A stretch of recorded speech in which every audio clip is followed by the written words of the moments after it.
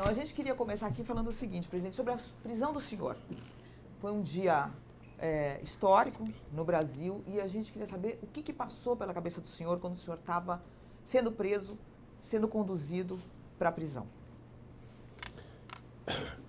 Veja, eu durante todo o processo, eu não sei se eu cheguei a conversar com você na entrevista que nós fizemos, mas eu sempre tive certeza, desde que começou os discursos e o processo da Lava Jato, de que tinha um objetivo central, que ia chegar em mim.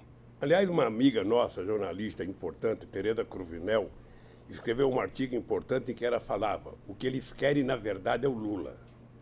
Isso foi ficando patente em todos os depoimentos. Você está lembrado que a imprensa retratava: prenderam fulano, vai chegar no Lula. Prenderam fulano, vai chegar no Lula. Prenderam fulano. E muita gente que era presa, a primeira pergunta que fazia era: você conhece o Lula? Você é amigo do Lula? Você fez alguma coisa com... Todo mundo. E eu sabia disso porque a imprensa retratava, sabia disso porque as pessoas contavam, sabia disso porque advogado conversava com advogado. E foi ficando patente que o objetivo era chegar em mim. Tinha companheiros no PT que não gostavam quando eu dizia isso. Sabe, eles vão chegar em mim e depois vão caminhar para criminalizar o PT. Né? Pois bem, quando ficou claro que o objetivo central era efetivamente... tinha muita gente que achava que eu deveria sair do Brasil, tinha muita gente que achava que eu deveria ir para uma embaixada, tinha muita gente que eu deveria fugir. E eu tomei como decisão, Mônica, que o meu lugar é aqui. Eu tenho tanta obsessão de desmascarar o Moro, desmascarar o Delanhol e a sua turma, e desmascarar aqueles que me condenaram, sabe, que eu ficarei preso 100 anos. Mas eu não trocarei a minha dignidade pela minha liberdade. Eu quero provar a farsa montada.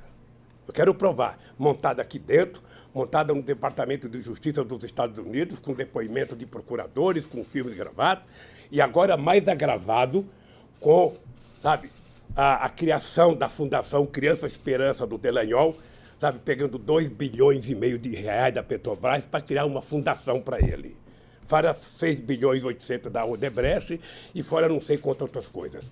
Eu tenho uma obsessão. Você sabe que eu não tenho ódio, não guardo mágoa, porque na minha idade, quando a gente fica com ódio, a gente morre antes. Então, como eu quero viver, sabe, até os 120, porque eu acho que eu sou um ser humano que nasceu para ir até 120, eu vou trabalhar muito para provar a minha inocência e a farsa que foi montada. Por isso eu vim para cá com muita tranquilidade. Presidente, mas o senhor... Havia uma briga no sindicato aquele dia entre os que queriam que eu viesse e os que queriam que eu não viesse. E eu tomei a decisão, falei: não, eu vou lá. Eu não vou esperar que eles venham até mim, eu vou até eles, porque eu quero ficar preso perto do Moro. O Moro saiu daqui, mas eu quero ficar perto, porque eu tenho que provar a minha inocência. Mas, presidente, o senhor, concretamente, é um fato, pode ser que o senhor fique aqui para sempre. O senhor, mesmo assim, acha que tomou a decisão correta? Tomaria outra vez. O senhor já pensou que o senhor pode ficar aqui para sempre? Não tem problema. Eu tenho certeza que eu durmo todo dia com a minha consciência tranquila, que eu tenho certeza que o Delanhol não dorme, tenho certeza que o Moro não dorme. E aquele juiz do TRF4 que nem leram a sentença, sabe, fizeram um acordo lá, era melhor que um só tivesse lido e ter falado: olha, todo mundo aqui vota igual. Então eu quero, sinceramente, quem tem 73 anos de idade, quem construiu a vida que eu construí nesse país, quem estabeleceu as relações que eu estabeleci nesse país, quem fez o governo que eu fiz nesse país, quem recuperou o orgulho e a autoestima do povo brasileiro, como eu e vocês fizemos no meu período de governo, não vou me entregar. Então eles sabem que eles têm aqui um pernambucano teimoso. Eu digo sempre: quem nasceu em Pernambuco e não morreu de fome até os 5 anos de idade, sabe, não se curva mais a nada. Você pensa que eu não gostaria de estar em casa? Adoraria estar em casa com a minha mulher, adoraria estar em casa com meus filhos, adoraria estar em casa com meus netos, adoraria estar em casa com meus companheiros, mas não faço nenhuma questão, porque eu quero sair daqui com a cabeça erguida como eu entrei, inocente. E eu só posso fazer isso se eu tiver coragem e lutar por isso. Presidente, recentemente o ministro Paulo Guedes disse que o senhor não cometeu nenhum crime, que o senhor não roubou. O ministro do Bolsonaro, admitiu isso. Depois, o Marco Aurélio disse, agora recentemente, que também não vê indícios de crime no triplex do Guarujá. E o Maurício Dieter, que é um dos maiores criminalistas, leu o processo e disse que também não tem crime material para sua condenação. O senhor acha que agora, com a devolução do dinheiro que foi pago pela sua esposa por esse triplex, o senhor pode tentar conseguir a sua absolvição? É possível isso? O senhor ainda acredita nisso? Por incrível que pareça, eu acredito. Você sabe que nessas coisas eu ainda continuo com a cabeça de Lulinha Paz e Amor. Eu acredito na construção de um mundo melhor, eu acredito no mundo de justiça. Veja, o que eu penso na vida? Eu penso que haverá um dia em que as pessoas que irão me julgar estarão preocupadas com os autos do processo, estarão preocupadas com as provas contidas no processo e não com a manchete do Jornal Nacional, e não com a capa das revistas, e não com as mentiras do fake news. As pessoas se comportarão como juízes supremos de uma corte que é a única coisa que a gente não pode recorrer. Sabe, que já tomou decisões muito importantes. Essa corte votou, por exemplo, célula-tronco contra uma boa parte da Igreja Católica. Essa corte já votou a questão da Raposa Serra do Sol contra os poderosos do arroz no estado de Roraima. Essa mesma corte votou a união civil contra todo o preconceito evangélico. Essa corte, ela votou as cotas, sabe, para que os negros pudessem entrar. Sabe? Então, ela já demonstrou que teve coragem e se comportou. Ora, no meu caso, a única coisa que eu quero é que vote com relação aos autos do processo. Eu não peço favor a ninguém, eu não quero favor de ninguém, eu não quero, sabe? Eu só quero que as pessoas, pelo amor de Deus, julguem em função das provas, porque eu tenho certeza, o Moro tem certeza. Se as pessoas não confessar agora, no dia da extrema-unção a gente vai confessar. Ele tem certeza que eu sou inocente. Esse Delayol tem certeza que ele é mentiroso e mentiu a meu respeito. Então, eu estou aqui, meu caro, para procurar justiça, para provar minha inocência, mas estou muito mais preocupado com o que está acontecendo com o povo brasileiro, porque eu posso brigar, e o povo nem sempre pode. Presidente, só retomando a pergunta da Mônica no início, sobre a prisão, o senhor aqui, durante esse um ano, passou por 2 momentos de muita tristeza, que foi a morte do seu irmão e depois a morte do seu neto, Arthur. O que do senhor, depois de viver isso, fica? Quer dizer, o que fica da vida do senhor? Olha, Florestan, eu vou contar uma coisa para você. Esses 2 momentos foram os mais graves. Eu poderia incluir a perda de um companheiro como o Sigmaringa Seixas, que é meu companheiro de dezenas e dezenas de anos. A morte do meu irmão Vavá, o Vavá era como se fosse um pai da família toda. E a morte do meu neto é uma coisa que efetivamente não.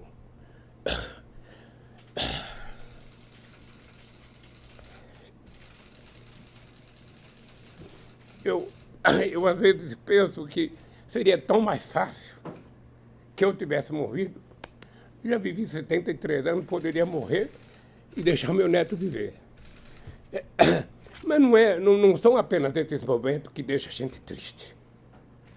Sabe, eu sou um homem que tento ser alegre, tento trabalhar muito para a questão do ódio, sabe, eu trabalho muito para vencer a questão do ódio, a questão da mágoa profunda. Eu, quando vejo essa gente que me condenou na televisão, sabendo que eles são mentirosos, sabendo que eles forjaram uma história, aquela história do PowerPoint, do seu Delayol, aquilo, nem o bisneto dele vai acreditar naquilo. Esse messianismo ignorante, sabe? Então, eu tenho muitos momentos de tristeza aqui, mas o que me mantém vivo, e é isso que ele tem que saber, eu tenho compromisso com esse país, eu tenho compromisso com esse povo, e eu estou vendo a obsessão que está acontecendo agora, a obsessão de destruir a soberania nacional, a obsessão de destruir emprego, a obsessão de juntar 1 trilhão para quê? às custas dos aposentados. Se eles lessem alguma coisa, se eles conversassem, eles saberiam que esse cidadão aqui, analfabeto, 4º ano primário, um curso de torneiro mecânico, juntou 370 bilhões de dólares de reserva, que a R$4 o dólar dá mais de 1,2 trilhão, sem causar nenhum prejuízo a nenhum brasileiro. Então, se eles querem juntar 1 trilhão, tem uma fórmula secreta. Coloque o povo no orçamento da União. Segundo, gere emprego. Terceiro, gere crédito para as pessoas. O povo está devendo, tá. Tire todo o penduricalho da dívida do povo e ele paga apenas o principal no banco, você vai perceber que as pessoas voltam a poder comprar. Um país que não gera emprego, não gera salário, não gera consumo, não gera renda, quer pegar do aposentado e do velhinho 1 trilhão? O Guedes precisava criar vergonha. Onde que ele fez esse curso de economia dele? Se ele quiser me visitar aqui, eu discuto com ele como é que a gente resolve esse problema dos pobres sem causar prejuízo aos pobres. Por que não mostra os privilegiados que ele fala que vão acabar com o privilégio? Mostra, coloca a lista no jornal de 10 privilegiados. Coloca o nome, CPF. Não, é o coitado, sabe? Que vai ter que trabalhar até os 65 anos, que vai ter que contribuir 40 anos, sabe? Ele não percebe que muita gente morre sem chegar à essa idade. Então, eu lamento profundamente o desastre que está acontecendo nesse país, e é por isso que eu me mantenho em pé. O dia que eu sair daqui, eles sabem. O dia que eu sair daqui, eles sabem. Eu estarei com o pé na estrada. Para, junto com esse povo, levantar a cabeça e não deixar entregar o Brasil aos americanos. Acabar com esse complexo de vira-lata. Eu nunca vi um presidente bater continência para a bandeira americana. Eu nunca vi um presidente ficar dizendo, eu amo os Estados Unidos, eu amo. Ama a sua mãe, ama o seu país. Que ama os Estados Unidos, que ama... Alguém acha que os Estados Unidos vai favorecer o Brasil? Americano pensa em americano em primeiro lugar, pensa em americano em segundo lugar, pensa em americano em terceiro lugar, pensa em americano em quinto, e se sobrar tempo, pensa em americano. E fica os lacaios brasileiros achando que os americanos vão fazer alguma coisa por nós. Quem tem que fazer por nós somos nós. Acabar com o complexo de vira-lata, levantar a cabeça, e a solução dos problemas do Brasil está dentro do Brasil.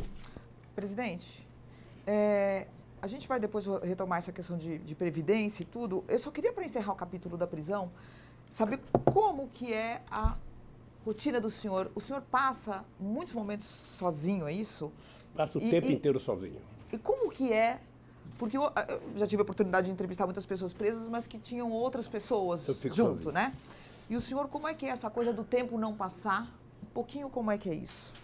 Deixa eu te falar uma coisa. Eu leio, eu vejo pendrive que o pessoal me manda, assisto filmes, muita série, muito discurso, muita aula. Eu, por exemplo, fiz na minha cela, que eu não trato de cela, eu trato de uma sala porque, sabe, é melhor. Uhum. Eu fiz um curso sobre Canudos. Tem um curso no canal Paz e Bem sobre Canudos, recontando a história, mostrando as mentiras que Euclides da Cunha contou sobre os sertões, sobre Canudos. Ou seja, a história não é aquela. Uhum. Então, eu fiz um curso de 8 aulas. Agora, eu sugeri ao Mauro Lopes, do canal Paz e Bem, que faça um curso, Retratos do Brasil, sobre todas as lutas sociais no Brasil. E agora, acho que toda segunda-feira tem uma aula. Eu espero juntar umas 4 ou 5, recebo um pendrive, vou assistindo e vou me aprimorando. Quando eu sair daqui, sairei doutor. Presidente, o senhor queria fazer 2 perguntas em uma. O senhor, na sua rotina, lava sua própria roupa, lava suas coisas, e a prisão mudou o senhor em alguma coisa?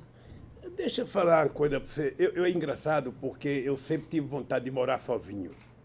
Quando eu fiquei viúvo a primeira vez, em 1971, eu fiquei bravo com a minha mãe, porque meu sonho era alugar um kitnet e morar sozinha. Minha mãe morava com a minha irmã, minha mãe abandonou a minha irmã, foi na minha casa e exigiu que eu alugasse uma casa para morar comigo. Eu morei com a minha mãe durante 3 anos e meio. Então eu sempre quis morar sozinho. Sabe aquele sonho que eu nunca tive, sabe, jogar a cueca para qualquer lado, a meia para qualquer lado, a camiseta para qualquer lado, ou seja, não ter que colher, não ter que prestar conta, não ter ninguém atrás de mim. Colhe, sabe, recolhe, põe na gaveta, põe no chuveiro. Sabe? Hoje eu faço isso. Sabe? Mas eu preencho meu tempo vendo muita coisa. Eu assisto reuniões. É o senhor que lava suas roupas, suas coisas? Não. Não. As pessoas trazem. Eu mando para o meu pessoal lavar. Tá. Mas eu curto a solidão tentando aprender, mentalizar a minha espiritualidade, sabe? Tentar gostar mais do ser humano, tentar ficar um pouco mais humano, sabe? Eu acho que eu vou sair daqui melhor do que eu entrei, com menos raiva das pessoas, sabe? Eu vou sair um cidadão bom daqui e motivado para brigar. Estou doido para fazer uma caravana. Tem um grupo de pessoas militantes, que estão aí na porta, que dizem bom dia, boa tarde, boa noite para o senhor todos os dias. O senhor escuta esse grito de boa noite, boa tarde, bom dia? Como é que é para o senhor? Não, eu escuto todo santo dia, bom dia, boa tarde, boa noite. Quando tem atividade, que eles colocam um carro de som um pouquinho melhor, eu escuto o discurso das 9 horas da manhã às 9 horas da noite, ou seja, música, canta, tudo. Sabe, eu, sinceramente, não sei como um dia eu vou poder agradecer essa gente. Tem gente que está aqui exatamente desde o dia que eu cheguei aqui. Vai para casa, às vezes, lava roupa e volta para cá. Então, eu serei eternamente grato. Não sei se isso já aconteceu alguma vez na história com alguém, sabe? Mas eu sinceramente, não sei como fazer para agradecer. Eu já disse para todo mundo aqui, certamente a polícia tem suas regras, o meu pessoal tem suas regras, mas quando eu sair daqui, eu quero sair daqui a pé e quero ir lá no meio deles. A primeira cachaça eu quero tomar com eles. Presidente, e brindar. Vamos falar um pouco de política nacional. O seu partido perdeu a eleição do ano passado e a extrema-direita chega ao poder com o voto de muitos eleitores que eram do PT. Como é que o senhor avalia essa guinada à direita de um eleitorado que era tão grato à sua administração? Vamos só relativizar tudo isso. Porque uma das coisas que eu esqueci de falar na pergunta da Mônica Florestan, importante é que uma das condições que fez com que eu também viesse para cá era porque não havia nenhum advogado naquele instante que não garantisse que eu disputaria as eleições sob júdice. Tá? Havia uma certeza, sabe, de muitos juristas de que não haveria como impedir a minha candidatura. Mesmo condenado, eu poderia concorrer sob júdice. E eu tinha certeza e estava com orgulho muito grande de ganhar as eleições de dentro da cadeia. É importante lembrar que eu fiz 16 pontos aqui dentro. 16 pontos, sem poder falar. Aí, quando o ministro Barroso fez aquela loucura, sabe, que eu tive que assinar uma carta dizendo para o Haddad ser o candidato, ali eu senti que nós estaríamos correndo risco, porque a transferência de voto não é uma coisa simples, não é uma coisa automática. É uma coisa que leva tempo e eu também tinha certeza que o Haddad poderia representar muito bem a candidatura, como ele representou muito bem a candidatura. Sabe? Nós tivemos uma eleição atípica no Brasil, vamos ser francos. O papel do fake news na campanha, a quantidade de mentira, a robotização da campanha na internet foi uma coisa maluca. E depois a falta de sensibilidade, sabe, dos setores de esquerda não se unir, sabe? A coisa foi tão maluca que a Marina, que quase é presidenta da República em 2014, teve 1% dos votos. Sabe? A coisa é tão maluca, sabe, que muita gente, e eu respeito o voto do povo não é bom só quem vota em mim, eu respeito o voto do povo, qualquer que seja o voto do povo e tal, mas a verdade é que o povo votou, sabe? Eu nunca tinha visto o povo, eu não pude nem votar, então conto um voto a menos para o Haddad, que foi o meu que eu não pude dar. Eu nunca tinha visto o povo com tanto ódio nas ruas. Eu fui muito a estádio de futebol. Todo mundo sabe que eu sou corintiano. Eu ia com palmeirense, com santista, com São Paulino, a gente brincava, brigava. Sabe? Mas agora era uma loucura, era uma questão de ódio. E eu tenho acompanhado por leitura, está no mundo inteiro assim. Está no mundo inteiro, ou seja, a política está efetivamente demonizada e vai se levar um tempo muito grande para a gente poder tratar a política com mais seriedade. Veja o caso do Brasil, só para ter uma ideia do caso do Brasil. O que você tem visto nesses 4 meses? Eu não esperava que o Bolsonaro fosse resolver o problema do Brasil em 4 meses. Só propõe, sabe, fazer análise de 100 dias quem nunca governou. Sabe, quem acha que em 100 dias pode apresentar alguma coisa, realmente ele não aprendeu a sentar a bunda na cadeira. E depois com a família que ele tem. Com a loucura que tem, quer dizer, o inimigo central dele, além do PT, o PT é o primeiro inimigo dele, é o vice.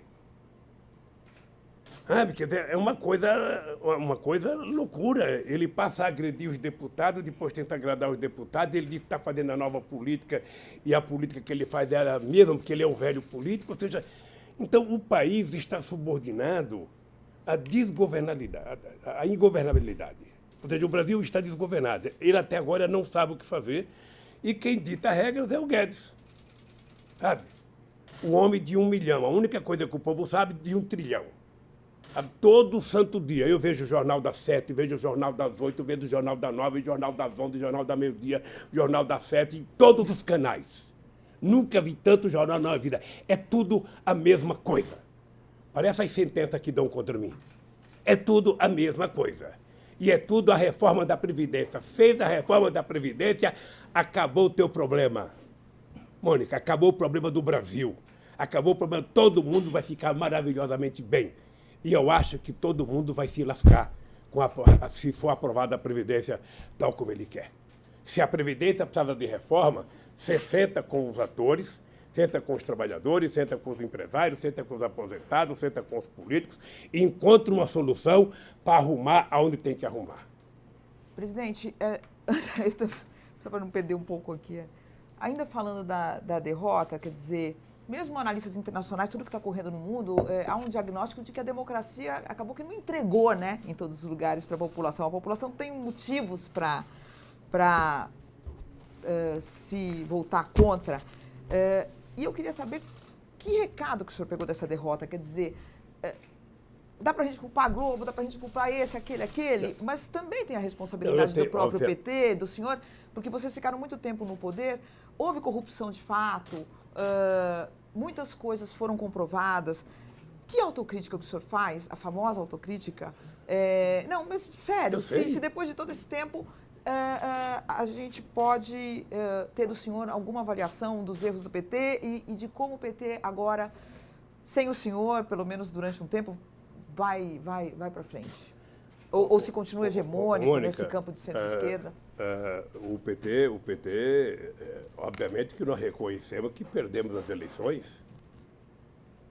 Nós perdemos as eleições. Agora é importante lembrar a força do PT. Porque só eu, pessoalmente, tenho mais de 80 capas de revista contra mim. Quando eu fui preso, eu tinha 80 horas de Jornal Nacional contra mim. Mais 80 horas da Record, mais 80 horas do SBT, mais 80 horas da Bandeirantes, mais 80 horas de um monte de coisa. E eles não conseguiram me destruir. Isso significa que o PT tem uma força muito grande. O PT não foi destruído, o PT perdeu uma eleição. Mas o PT provou que é o único partido que existe nesse país enquanto partido político. Quando você falar de partido político no Brasil, você lembra do PT. O resto é sigla de interesses eleitorais em momentos certos. Quem acabou foi o PSDB. Esse acabou. Esse foi dizimado. Então, veja. Então, o PT perdeu as eleições. Acho que o PT, sabe, deve ter cometido erros durante os nossos governos. Devemos ter cometido erro. A parte da corrupção, Você presidente. veja, o Ayrton Senna cometeu um erro só e morreu. A parte da corrupção, o que Ela o senhor pode tem? ter a vida agora. Se ela foi a vida, que se faça prova. Se faça prova. Teve corrupção, você investiga, a polícia investiga, faz acusação, prova, está condenado. Fomos nós do PT que criamos todos os melhores mecanismos para apurar a corrupção. Não foi nenhum adversário, fomos nós. Não foi o Moro, não foi ninguém, foi o PT, no governo Lula e no governo Dilma, na administração Márcio Tomás Bastos e Tasso Genro, mais o Zé Eduardo Cardoso, que criou todos os mecanismos para garantir fortalecimento da Polícia Federal, com investimento em mais gente, mais inteligência, fortalecimento e independência do Ministério Público, transparência que nós criamos, Mônica, que eles acabaram agora. A transparência, você poderia saber o papel que a presidenta usava, porque a gente queria transparência. E combater a corrupção é uma marca do PT. Olha, se alguém do PT cometeu um erro, e alguém tem que pagar. Por isso, a única coisa que nós queremos é que se apure, que se investigue.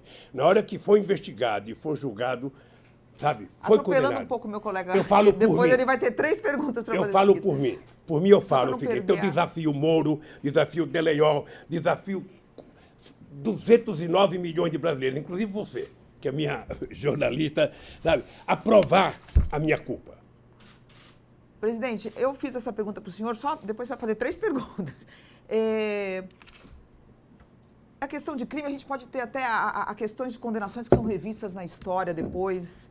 Eu não quero entrar no mérito da sua condenação, mas eu quero Mas é difícil, viu? entrar Porque no mérito. Por exemplo, se a gente pegar o caso do sítio, que o senhor, na verdade, houve uma reforma, essa reforma comprovadamente foi feita e o senhor usufruiu dessa reforma. Ainda que não haja crime aí, isso é uma questão que a justiça vai decidir, não é um erro, não houve erro. Não, o senhor não deixa eu lhe admite falar. nenhum erro, Deixa eu falar presidente. uma O senhor coisa. não acha que poderia ter Então, sido mais não, cuidadoso? Deixa eu falar uma coisa para você. Eu poderia ter aceito nunca ir àquele sítio. Então, eu cometi um erro de ir no sítio. Tá? Eu disse, e está provado, tá? Eu disse e está provado, que eu fiquei sabendo daquele maldito sítio dia 15 de janeiro de 2011. Tá? E o sítio tinha dono. Dono, pré-dono e bidono. O Jacob Ittar era meu amigo de 40 anos. O Jacob Ittar comprou o sítio no nome do filho dele, com cheque, sabe, dado pela Caixa Econômica Federal. E a polícia sabe disso, a polícia investigou. Nós tivemos policiais e procuradores visitando casa de trabalhador rural, visitando casa de pedreiro, visitando casa do caseiro. Perguntaram até para as galinhas. Você conhece o Lula? Você sabe se o Lula é dono? Nem as galinhas falaram. Porque eu não era dono, porque se eu quisesse eu podia comprar.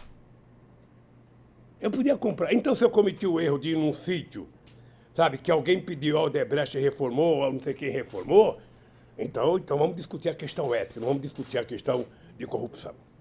Tá? Vamos discutir outra questão, é outra questão. Acontece, Mônica, que o impeachment, a cassação da Dilma e o golpe não fecharia com o Lula em liberdade. Não fecharia com o Lula em liberdade. Então, qual é o meu incômodo? Olha, se eu tivesse aqui preso e o salário mínimo tivesse dobrado, pô, seria... O Lula realmente era um desgraçado, prendeu e melhorou o povo. Mas não, acabaram agora com o aumento real do salário mínimo. Se eu tivesse aqui e o povo estivesse trabalhando com carteira assinada, não inventaram agora uma história de uma carteira verde e amarela. Você vai receber logo, logo, você vai receber verde e amarela. Verde e amarela é se você quiser, sabe, ter uma aposentadoria, sabe, você pagando pelo banco ou ter aposentadoria normal. Essa opção, ela é mentirosa. Nenhum empresário vai contratar um trabalhador que não esteja com carteira verde e amarela. Foi assim no Fundo de Garantia. Eu estava dentro da fábrica em 1977. O patrão chegava e dizia, você vai fazer opção para o Fundo de Garantia ou vai ficar na estabilidade? Vou ficar na estabilidade, então fora. Era assim. Então, essa gente pensa que o povo é imbecil para ficar mentindo o tempo inteiro para o povo.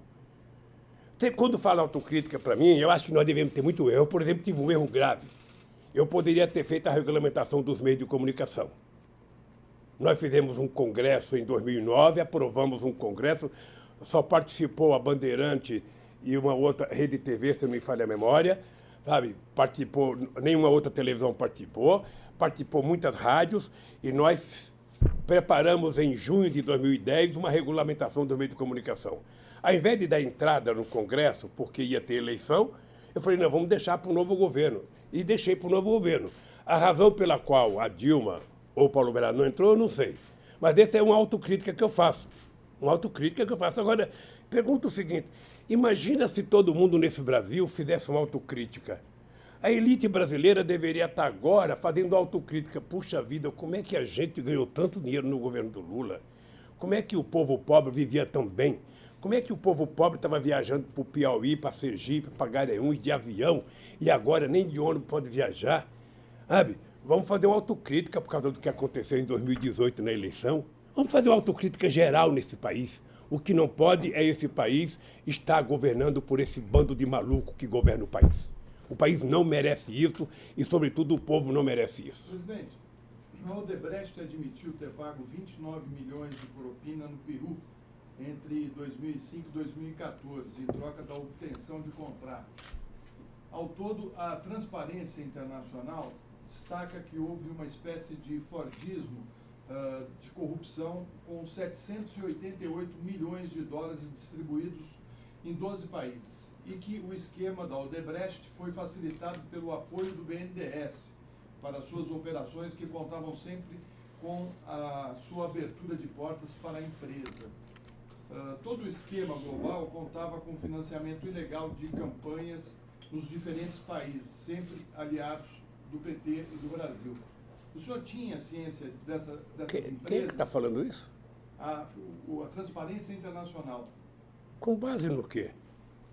Eu não sei, eles levantaram esses dados. Levantaram, deve ter lido o jornal O Globo. Só pode ser, porque deixa eu lhe contar uma coisa. Deixa eu contar uma coisa para você que é um jornalista inteligente.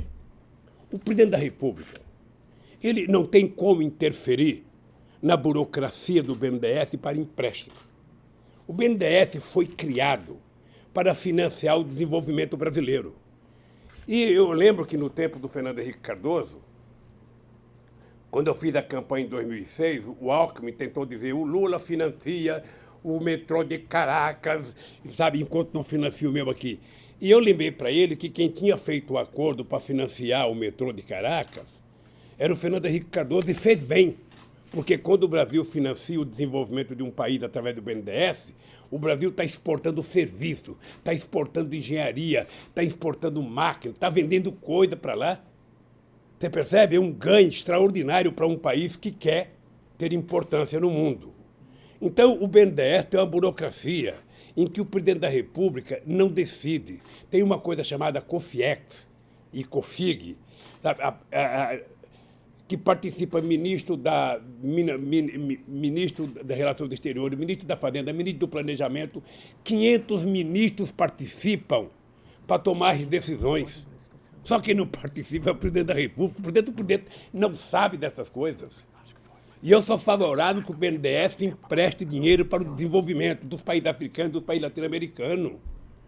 Eu estou favorável. O senhor se sente injustiçado por esses empresários? Porque eles cresceram muito, se tornaram multinacionais e depois fazem delações premiadas contra o PT e contra o senhor.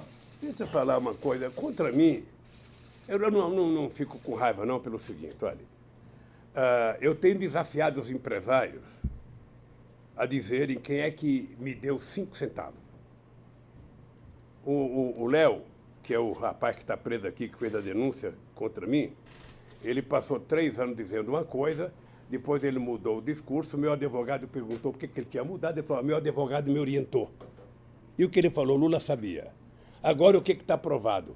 A OAS gastou 6 milhões de reais para pagar a funcionário da OAS para uniformizar o discurso dos funcionários com a delação. Então como é que eu posso levar a sério isso? Eu não posso levar a sério. O que eu posso dizer para você é que haverá tempo suficiente para que a gente faça uma investigação. Eu penso, Florestan, quem sabe um jornalista bem informado como você, investigativo como você, poderia aos Estados Unidos saber qual é a intromissão do Departamento de Justiça americano nesse processo do Brasil. Qual é o interesse dos americanos na Petrobras? Você sabe qual é. Agora nós temos que investigar. Nós temos que ir atrás. Eles nunca engoliram o fato de eu dizer que a Petrobras era nossa, que o petróleo era nosso, que o petróleo seria o passaporte do futuro, que 75% dos rodas da Petrobras ia para cuidar da educação e que a Petrobras teria 30% direto, ou seja, que quem quisesse entrar aqui teria que pagar o que nós quiséssemos. Aí o Wikileaks vaza aquele documento do Serra, ligando para a Chevron, dizendo, olha, venha para cá que nós vamos dar um jeito e tal. E deram um jeito. Aonde que esse país vai para frente se não tiver gente que se respeita, gente que gosta do país e gente que entende que um país que tem a riqueza minerais, sabe, que o Brasil tem, que tem a floresta, o potencial da água doce, o petróleo que nós temos, quase 17 mil quilômetros de fronteira seca, 8 mil quilômetros de fronteira marítima, petróleo a 200 milhas, ou seja, os americanos, foi só a gente anunciar o pré-sal, os americanos recuperaram a quarta frota que funcionou na Segunda Guerra Mundial. Qual foi a resposta que eu dei para os americanos?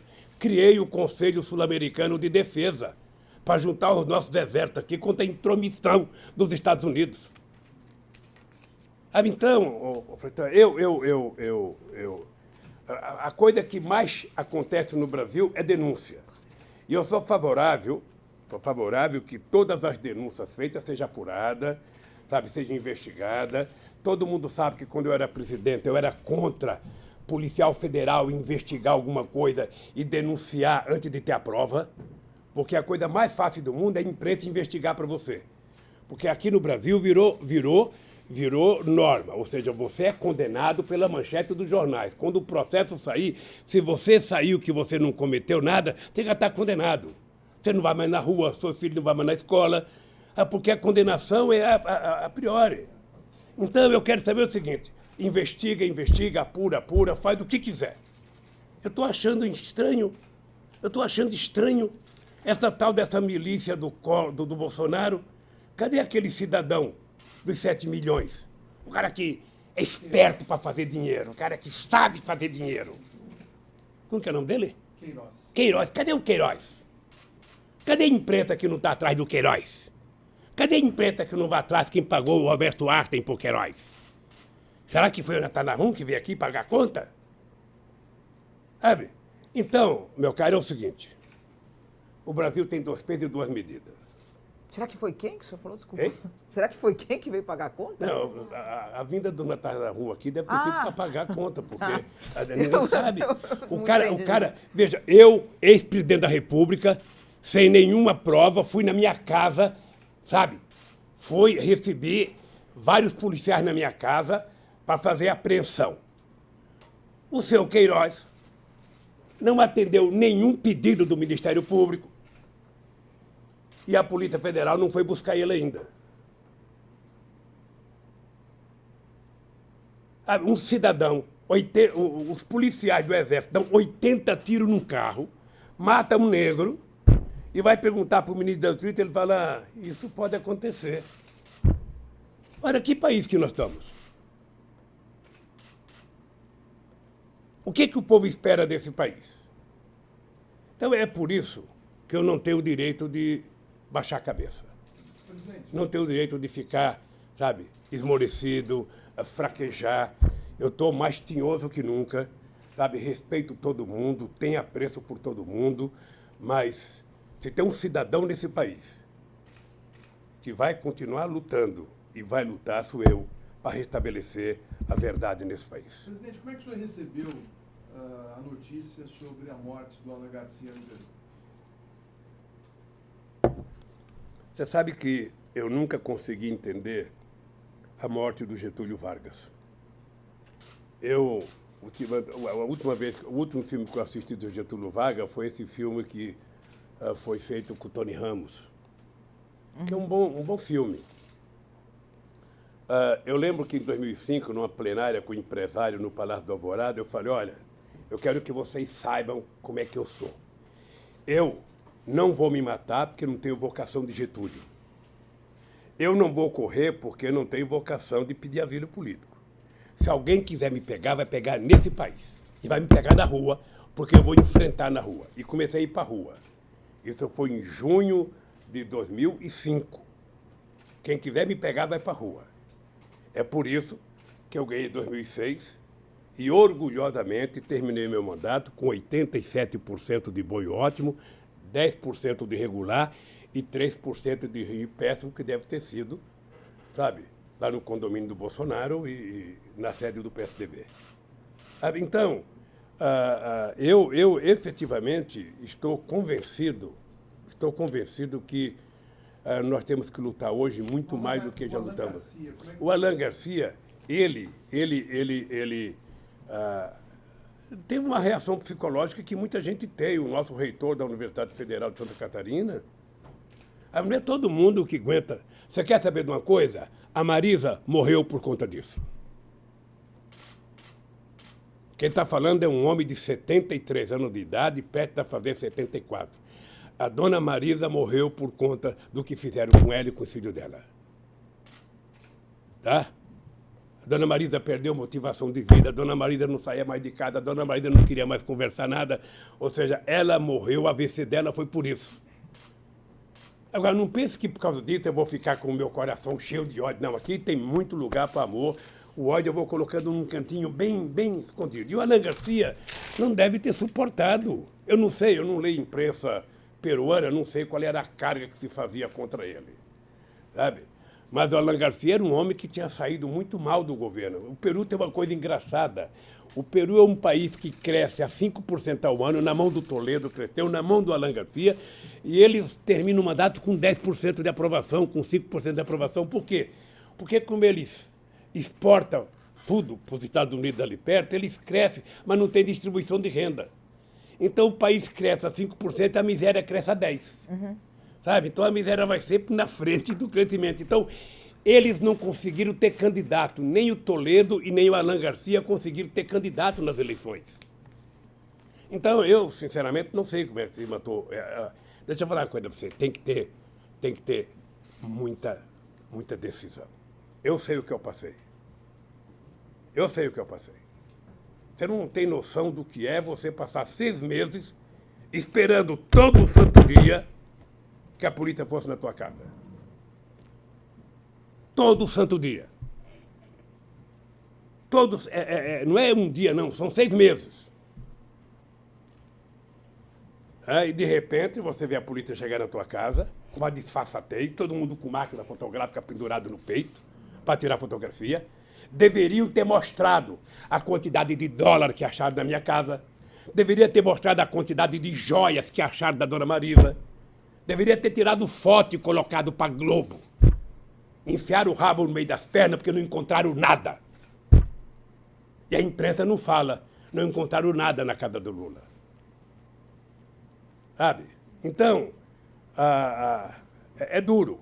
Não queira que isso aconteça com você. Não queira. Eu conheço casos de pessoas que estavam em cadeira de roda, pedia para ir no banheiro e dizia: se você não falar o nome do Lula, você não vai no banheiro. Sabe? Então, como a história não é contada no dia que ela acontece, essas coisas vão acontecendo. Uhum. Então, eu tenho, Florestan, muita motivação para estar vivo. Estar vivo e não fazer nenhuma loucura é a forma que eu encontrei de ajudar esse país a se reencontrar com a democracia, a se reencontrar com o amor, a se reencontrar com a paz. Esse povo tem o direito de ser feliz, esse povo tem o direito de viver bem. Sabe? Então, é para isso que eu existo, meu caro. E para isso eu vou brigar até os últimos dias da minha vida. Presidente. Me diga o seguinte, Lula, você está livre, você vai morar na Bahamas, vamos alugar uma casa para você lá, você vai ter água de coco todo dia de manhã, o compromisso é você não fazer política. Eu vou dizer o seguinte, eu vou ficar aqui, sabe, sem água de coco, sem Bahamas, eu vou ficar aqui na esperança de que eu vou andar por esse país levantando a cabeça do meu povo para a gente voltar a conquistar direitos. O povo tem que tomar café de manhã, almoçar e jantar todo dia. E se puder comer uma bolachinha às 3 horas da tarde com café com leite.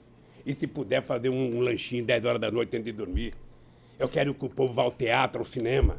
A coisa mais fantástica é um pobre pegar um avião, não sabe nem como entra no banheiro, mas pega um avião e vai para a sua terra. É isso que eu quero. E é por isso que eu vou brigar. E é por isso que eu sei que tem muita gente que não gosta de mim. E é por isso que eu vivo. É por isso que eu estou de cabeça erguida. Sabe, não pense que eu estou aqui orgulhosamente, não. Eu estou aqui com orgulho, sabe, de defender o povo. Mas gostaria de estar fora com meus netos e meus filhos. Presidente, o senhor falou que o Bolsonaro ganhou, o PSDB acabou. Então eu queria saber se o senhor vê agora como seu principal adversário, ou das forças que o senhor representa, ou das forças que estão na rua e que são do mesmo, compartilham com as ideias do senhor. Quem que são agora os principais adversários? Bolsonaro vai durar? Moro tem expectativa de poder ou não? Militares que chegaram, obviamente, passaram a protagonizar, né? Sempre estiveram no Estado, mas passaram a ter protagonismo. O senhor acha que isso é algo que veio para... Então, a vida inteira...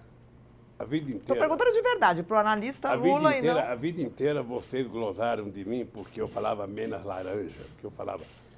Mas o Bolsonaro falar conge... O Moro falou conge. O Moro falar conge é uma vergonha.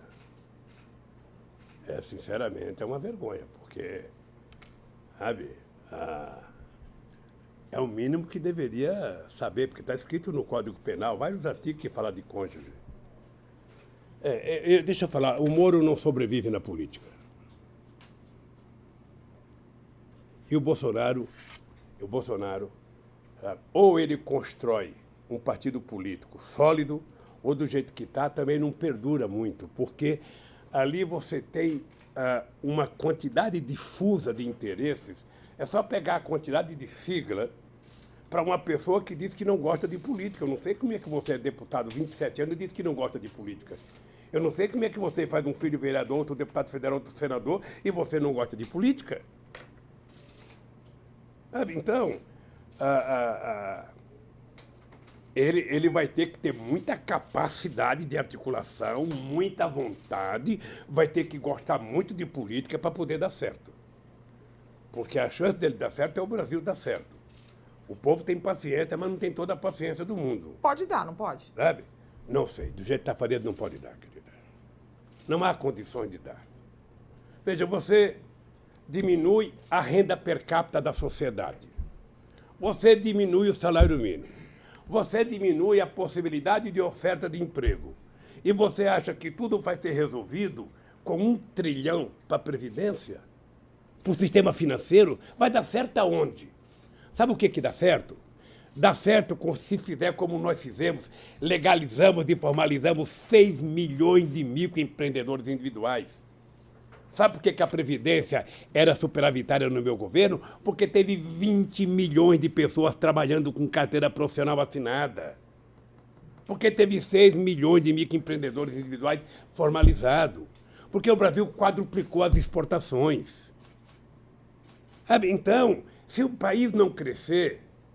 Você está lembrada que eu criei uma coisa chamada Primeiro Emprego?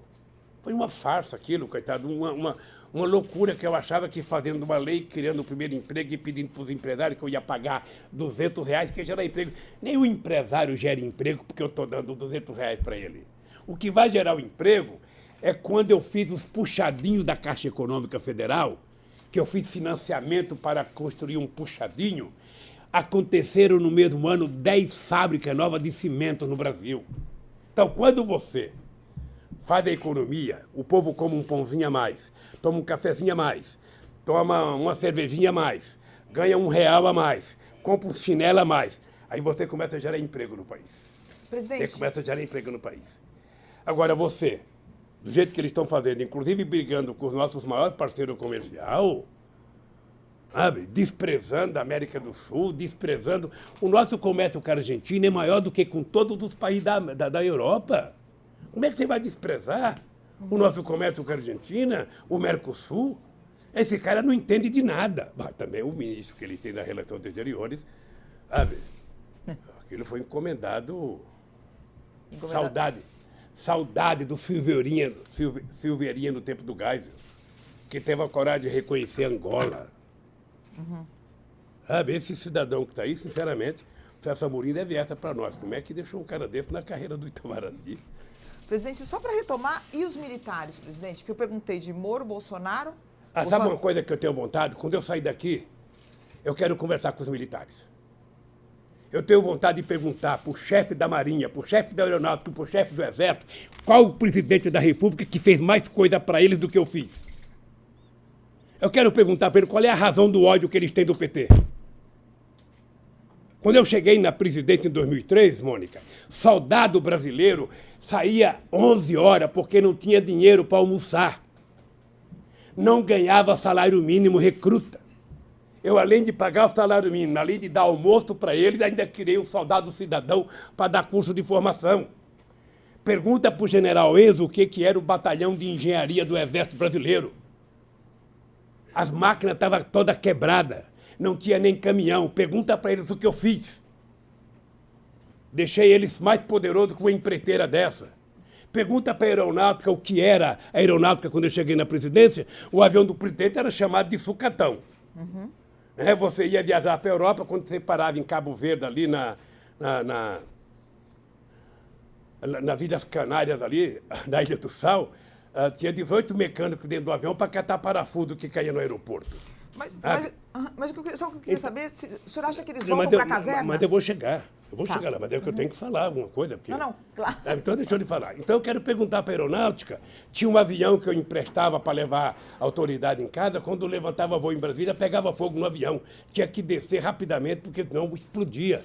O César Amorim perdeu uma pasta, queimou dentro do avião. Era isso que ele tinha. Quando eu comprei o avião novo, é porque eu me respeito.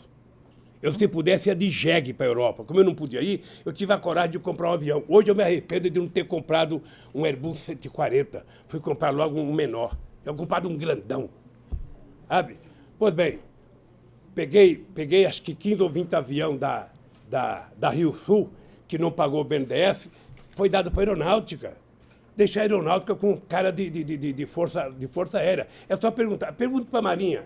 Eu fui visitar o Barão de Tefé, lá na base brasileira, na Antártica. Eu cheguei lá, um país grande não pode ter um navio de pesquisa daquele. Se o cara entrasse com a barriga, a bunda ficava para fora do lugar que tinha que fazer pesquisa. Sabe? Nós autorizamos o almirante comprar um navio decente. Caparaó, por exemplo, o governo não dava dinheiro para enriquecer urânio. Pergunta para ele quem foi que garantiu 30 milhões por mês para Caparaó funcionar. Então é o seguinte, eu não sou contra militar fazer política, não. Militar quer fazer política, sai do exército, vai para a reserva, sabe? Aliás, é importante lembrar que a política no Brasil começou com o Marechal Deodoro da Fonseca. Eles fazem política no Brasil, eles só não tiveram participação no poder decisivo no governo Fernando Henrique Cardoso e no meu governo. No entanto, eles tiveram. E no da Dilma também. Então, parecia que eles voltaram para a caserna, agora parece que veja, saem. E o Mourão? Eu acho que se você tiver um militar competente, e ele for tecnicamente competente e especialista numa coisa, não tem problema que ele vá para o governo. O senhor acha que Agora, o que não pode é do jeito que está. Não dá. Não dá. Eu não sei a qualificação das pessoas, sabe, que estão lá. Eu não conheço. Agora mesmo eu vi no noticiário de ontem que o ministro do Meio Ambiente desmanchou não sei o que lá no Chico Mendes e colocou não sei quantos cabos, soldados, militares, não sei para quanto. Olha, para cuidar de meio ambiente, você coloca gente especialista. Você já tem os especialistas da Polícia Federal, você tem os especialistas do Ministério Público. Coloca técnico, coloca, sabe, que militarizar o governo. Então, eu não sou contra eles participar, não. Tá. Agora, militar tem que saber que eles têm um papel a cumprir pela Constituição. O militar tem que cuidar dos interesses desse país e da defesa da nossa sociedade contra possíveis inimigos externos. Nós temos quase, entre fronteira seca e fronteira marítima, quase 22 milhões de quilômetros quadrados. É muita coisa para os militares cuidar. Muitas coisas. A burocracia, queria que o senhor falasse vamos do deixar para a Mourão. O burocrata. senhor tem acompanhado os movimentos do general Mourão? Eu tenho. Eu não posso falar porque eu também não conheço o Mourão. Eu não posso falar. Eu sou agradecido, por exemplo, de um gesto dele na morte do meu neto. Sabe? Ele foi um cara que disse, diferentemente do filho do Bolsonaro, que postou uma série de asneira no Twitter, ele foi um cara que deu uma declaração de que era uma questão humanitária eu ir visitar meu neto. Eu estou vendo a briga, eu vou acompanhando a briga. Ninguém nunca mais, Mônica, ninguém nunca mais, presta atenção, ninguém nunca mais vai ter nesse país uma dupla harmônica como Lula e Zé Alencar. Sabe? Um sindicalista e um empresário. Sabe? Que fez esse país ter orgulho, que fez esse país crescer. Sabe? Eu duvido, Mônica, que tenha um empresário nesse país ter sido tratado com mais respeito por qualquer governo do que por mim. Duvido. A diferença é que eu tratava ele bem, mas também tratava o sem terra, tratava o sem casa, tratava os moradores de rua, tratava, sabe? Tratava a sociedade brasileira. Então, eu posso te dizer, Mônica, esse povo é a minha motivação. Eu quero que você saia daqui e você retrata o seguinte: você não conversou com o cidadão alquebrado. Você conversou com o cidadão que tem todos os defeitos que um ser humano pode ter, mas tem uma coisa que eu não abro mão.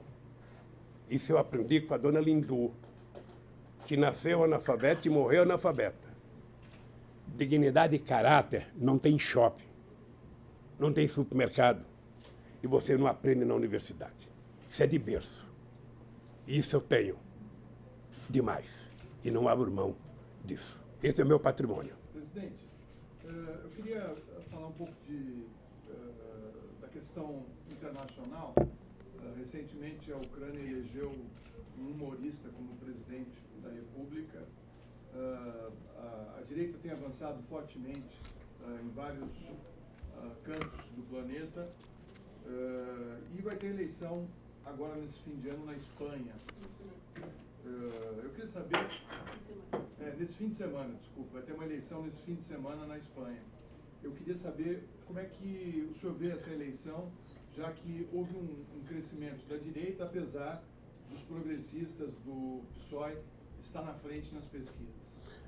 Eu acredito que na Espanha o PSOE e o Podemos vão ganhar as eleições, tá? E outro setor de esquerda. O avanço da direita no mundo é a desmoralização da política no mundo. Eu não posso achar ruim que tenha ganho um humorista na Itália. O Pepe Grillo, eu fiz passeata com o Pepe Grillo, em solidariedade a mim, em 2000, numa cidadezinha da Itália.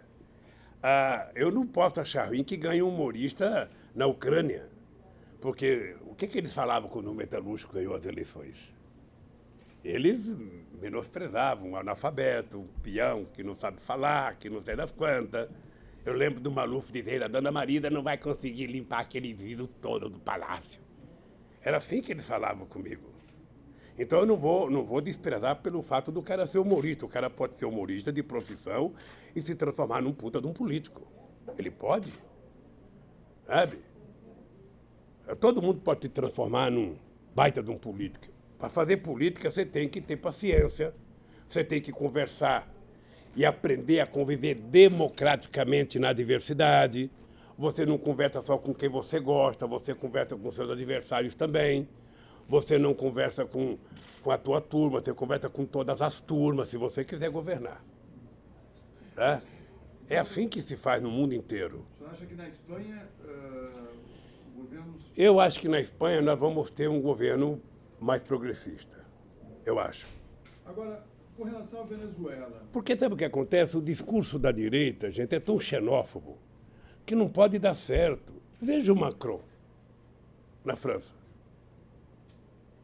O Macron era do governo, negou o governo, né? Negou o governo socialista, fingiu que não era político, foi eleito presidente da República. O que ele está fazendo agora? Porque não tem saída. Não tem saída.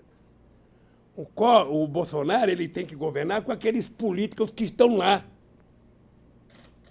Vamos ser francos, vocês que gostam de política, não dá saudade o Brasil não ter uma figura como Ulisses Guimarães? Cadê o o grande Ulisses Guimarães. Não tem mais. Acabou. Foi nivelado por baixo. Qual é o grande orador que você tem no Senado, o grande tribuno? Qual é o grande tribuno que você tem na Câmara? Acabou, porque a política foi avacalhada. Eu vejo, viu, Mônica? Eu vejo muita televisão. Então, às vezes, eu vejo qualquer programa de televisão, sem mais e sem menos, o cara vai lá e esculhamba a política. Olha, mas se ele esculhamba, nominando quem é, tudo bem. Quer avacalhar com o político Lula, vai lá e fala, o Lula é isso, esculhamba o Lula. Aí o Lula tem o direito de abrir um processo contra ele. Mas o cara generaliza, sabe, a política como se fosse um só, o povo vai desacreditando, Como é que você acha que o povo reage assistindo o Jornal Nacional e meia hora, todo santo dia, falando de corrupção? Como é que é o ânimo de um cara que levanta de manhã e vai trabalhar para ganhar um salário mínimo? O cara acha que todo mundo é ladrão. Quando a Globo é acusada que não paga 600 milhões de reais à Receita Federal, eles dão um comunicado para Emílio Bono. A Globo já apertou a conta. Acabou, ninguém fala mais nada. A Folha não publica matéria sobre a Globo, sabe? Ninguém publica. Mas se é o coitado do Lula... Presidente. Imagina se os milicianos do Bolsonaro fossem amigos da minha família. Presidente, deixa eu garantir aqui mais duas perguntinhas da área internacional. Com relação à Venezuela, né, o senhor teve uma relação muito boa quando o senhor era presidente com o Hugo Chávez, e depois que o Chávez saiu, a Venezuela entrou numa crise profunda e hoje vive um embate que está sendo muito ruim para a população e para o país, com muitas pessoas deixando a Venezuela e vindo para o Brasil, fugindo da pobreza e da falta de perspectivas. Como é que o senhor vê a questão da Venezuela e quais saídas que existiriam para se preservar a democracia e o desenvolvimento da Venezuela hoje? Só te contar um pequeno caso. O primeiro contato que eu tive com o Chávez foi pelas mãos, depois que o Chávez virou presidente. Quando ele não era presidente, ele foi no Fórum de São Paulo, em El Salvador, e nós do PT, eu e o Marco Aurélio, não deixamos ele participar porque ele era golpista. Então a gente resolveu não deixar ele participar porque ele tinha tentado dar o golpe na Venezuela. Depois, quando ele foi presidente e que derrubaram ele voltou para o governo e o Fernando Henrique Cardoso me liga e fala para mim se eu atenderia um telefonema do presidente Chávez. E me explicou o que era. Me explicou o seguinte: o Chávez está pedindo um navio de combustível, porque está em greve os trabalhadores da PDVSA, e o Chávez está pedindo para o Brasil emprestar um navio de gasolina para ele. Eu, por mim, empresto, Lula, mas como você já ganhou as eleições, embora não tenha tomado a posse, eu disse para o Chávez que é você que decida. Aí o Chávez me liga e eu decidi mandar o avião de gasolina para ele, o navio de gasolina. Foi a primeira vez. O Chávez era uma figura estupenda. Era voluntarista, eu tinha discordância política com o Chávez, mas era uma figura encantadora, sabe? Era aquele cara que fazia você se sentir bem em qualquer lugar, mas ele era muito voluntarista, sabe? Era complicado. O Celso Amorim pode te contar. Eu tomei posse dia 1º de janeiro, dia 21 de janeiro, eu já tive que criar um grupo de amigos para resolver o problema da Venezuela. E eu criei um grupo de amigos, colocando Estados Unidos, colocando Espanha. Por que Espanha? Porque o Aznar tinha sido o primeiro presidente a apoiar os golpistas. Eu coloquei os Estados Unidos, que era o inimigo deles, coloquei a Espanha, o Brasil, acho que a Argentina, eu não sei se a França, eu não sei os três. E quando eu coloquei, o Fidel Castro ficou muito nervoso e falou: porque vocês estão entregando a Venezuela para o imperialismo, porque não pode ter um grupo de amigos com os Estados Unidos. Eu falei: ô Fidel, deixa eu falar uma coisa para você. O grupo de amigos que nós estamos criando não são amigos do Chávez, são amigos da Venezuela, da democracia. Então tem que ter gente que a oposição leve em conta. Os americanos eram levados em conta pela oposição, o Aznar era levado em conta. E o que aconteceu? Deu certo. Negociamos, houve um referendo, participou o Jimmy Carter. O cara que participou dos Estados Unidos era o Colin Powell, que tinha uma belíssima relação com o Celso Amorim. Eu cansei de ligar para o Bush, para parar de falar bobagem contra a Venezuela, que era tudo que o Chávez queria. Falou bobagem, uma passeata. Falou bobagem, uma passeata. Ora, parar de falar bobagem que não tem passeata, pô. Então, obviamente, veja, eu se pudesse mandar para você uma coisa, eu mandei uma carta para o Maduro no dia da posse dele. Quando ele tomou posse a primeira vez, eu mandei uma carta para ele, tentando aconselhar ele como é que eu achava que ele deveria fazer. Porque ele não tinha, na minha opinião, a perspicácia do Chávez, não tinha a liderança pública do Chávez, a respeitabilidade internacional do Chávez, então que ele precisaria fazer as coisas diferentes do Chávez. Ele precisaria compartilhar mais, sabe? Se eu não sou individualmente essa figura pública de poder como o Chávez era, eu tenho que juntar gente. Eu tenho que trabalhar em equipe. Então, eu mandei uma carta para ele. Se eu achar essa carta, eu vou te mandar para você ver. Obviamente que eu não concordo com a política econômica da Venezuela. Acho que é um equívoco. Mas, muito menos, eu concordo do Brasil reconhecer o tal do Guaidó. Sinceramente, é uma pouca vergonha. É levar o Brasil ao mais baixo nível de política externa que eu já vi na vida. E depois aquela vergonha de dizer que ia mandar caminhão de alimento e mandar 2 caminhonetes vazias. O Brasil precisava tomar cuidado com a Venezuela, porque o Brasil chegou a ter 5 bilhões de dólares de superávit. Sabe por que nós resolvemos fazer a refinaria Abreu e Lima lá em Pernambuco? Porque era preciso que a gente importasse alguma coisa da Venezuela, porque estava muito desbalanceado. Ninguém pode fazer comércio tendo superávit muito alto. O Brasil tinha quase 5 bilhões, eles não produziam nada. Comprava tudo do Brasil, até ovo. Eu não esqueço um dia que eu fui à Venezuela visitar a base do Sukhoi do Chávez, e ele estava me contando, todo entusiasmado, os engenheiros soviéticos montando lá o Sukhoi, e eu tinha saído do hotel, e no hotel não tinha leite e não tinha ovo. Eu falei, Chávez, você não sabe que a segurança alimentar é a arma mais importante para um país? Sabe, que quer fazer guerra, o povo tem que ter o que comer. Aí você gastou não sei quantos bilhões nisso aqui, e é capaz de ter uma guerra, você, o soldado, não poder guiar, porque está com fome. Eu não tinha leite nem coisa no hotel, Chávez. Sabe, não tinha nem leite, nem ovo. Então, é preciso cuidar, sabe, da Venezuela crescer. A Venezuela tem tudo, tem água, tem sol, tem energia, tem... A Venezuela poderia ser um país quase que autossuficiente. Mas como a doença da vaca holandesa prevaleceu, então tudo depende da PDVSA. Como a PDVSA também não fez investimento em modernização, ela também não produz o tanto que deveria produzir. Mas eu não concordo, em hipótese alguma, com os Estados Unidos e a Colômbia querer se meter na Venezuela. Cada um se meta na sua vida, cada um cuide da sua vida e deixe o povo da Venezuela democraticamente escolher o seu dirigente. Se o povo quiser ir para a rua para derrubar, que vá para a rua e derruba, mas é o povo, não é o Trump que vai derrubar o governo da Venezuela. Então, é preciso apenas respeitar a autodeterminação dos povos. Presidente, na Argentina, o Macri, que é um político neoliberal, não conseguiu sucesso na economia. Está já prometendo uma regulação dos preços. Né? Vai fazer o que o Sarney fez em 86. Isso. Vai fazer um controle nos preços e ele está caindo nas pesquisas e a Cristina Kirchner está na frente dele. Como é que o senhor analisa a eleição na Argentina? O senhor acha que a Cristina tem chances de voltar? Quais os caminhos que o senhor acha que a Argentina vai trilhar daqui para frente? Tudo que eu desejo é que a Argentina encontre o caminho da democracia. Eu convivi com o Kirchner, convivi com a Cristina, e eu acho que eles foram um bem enorme para o povo argentino.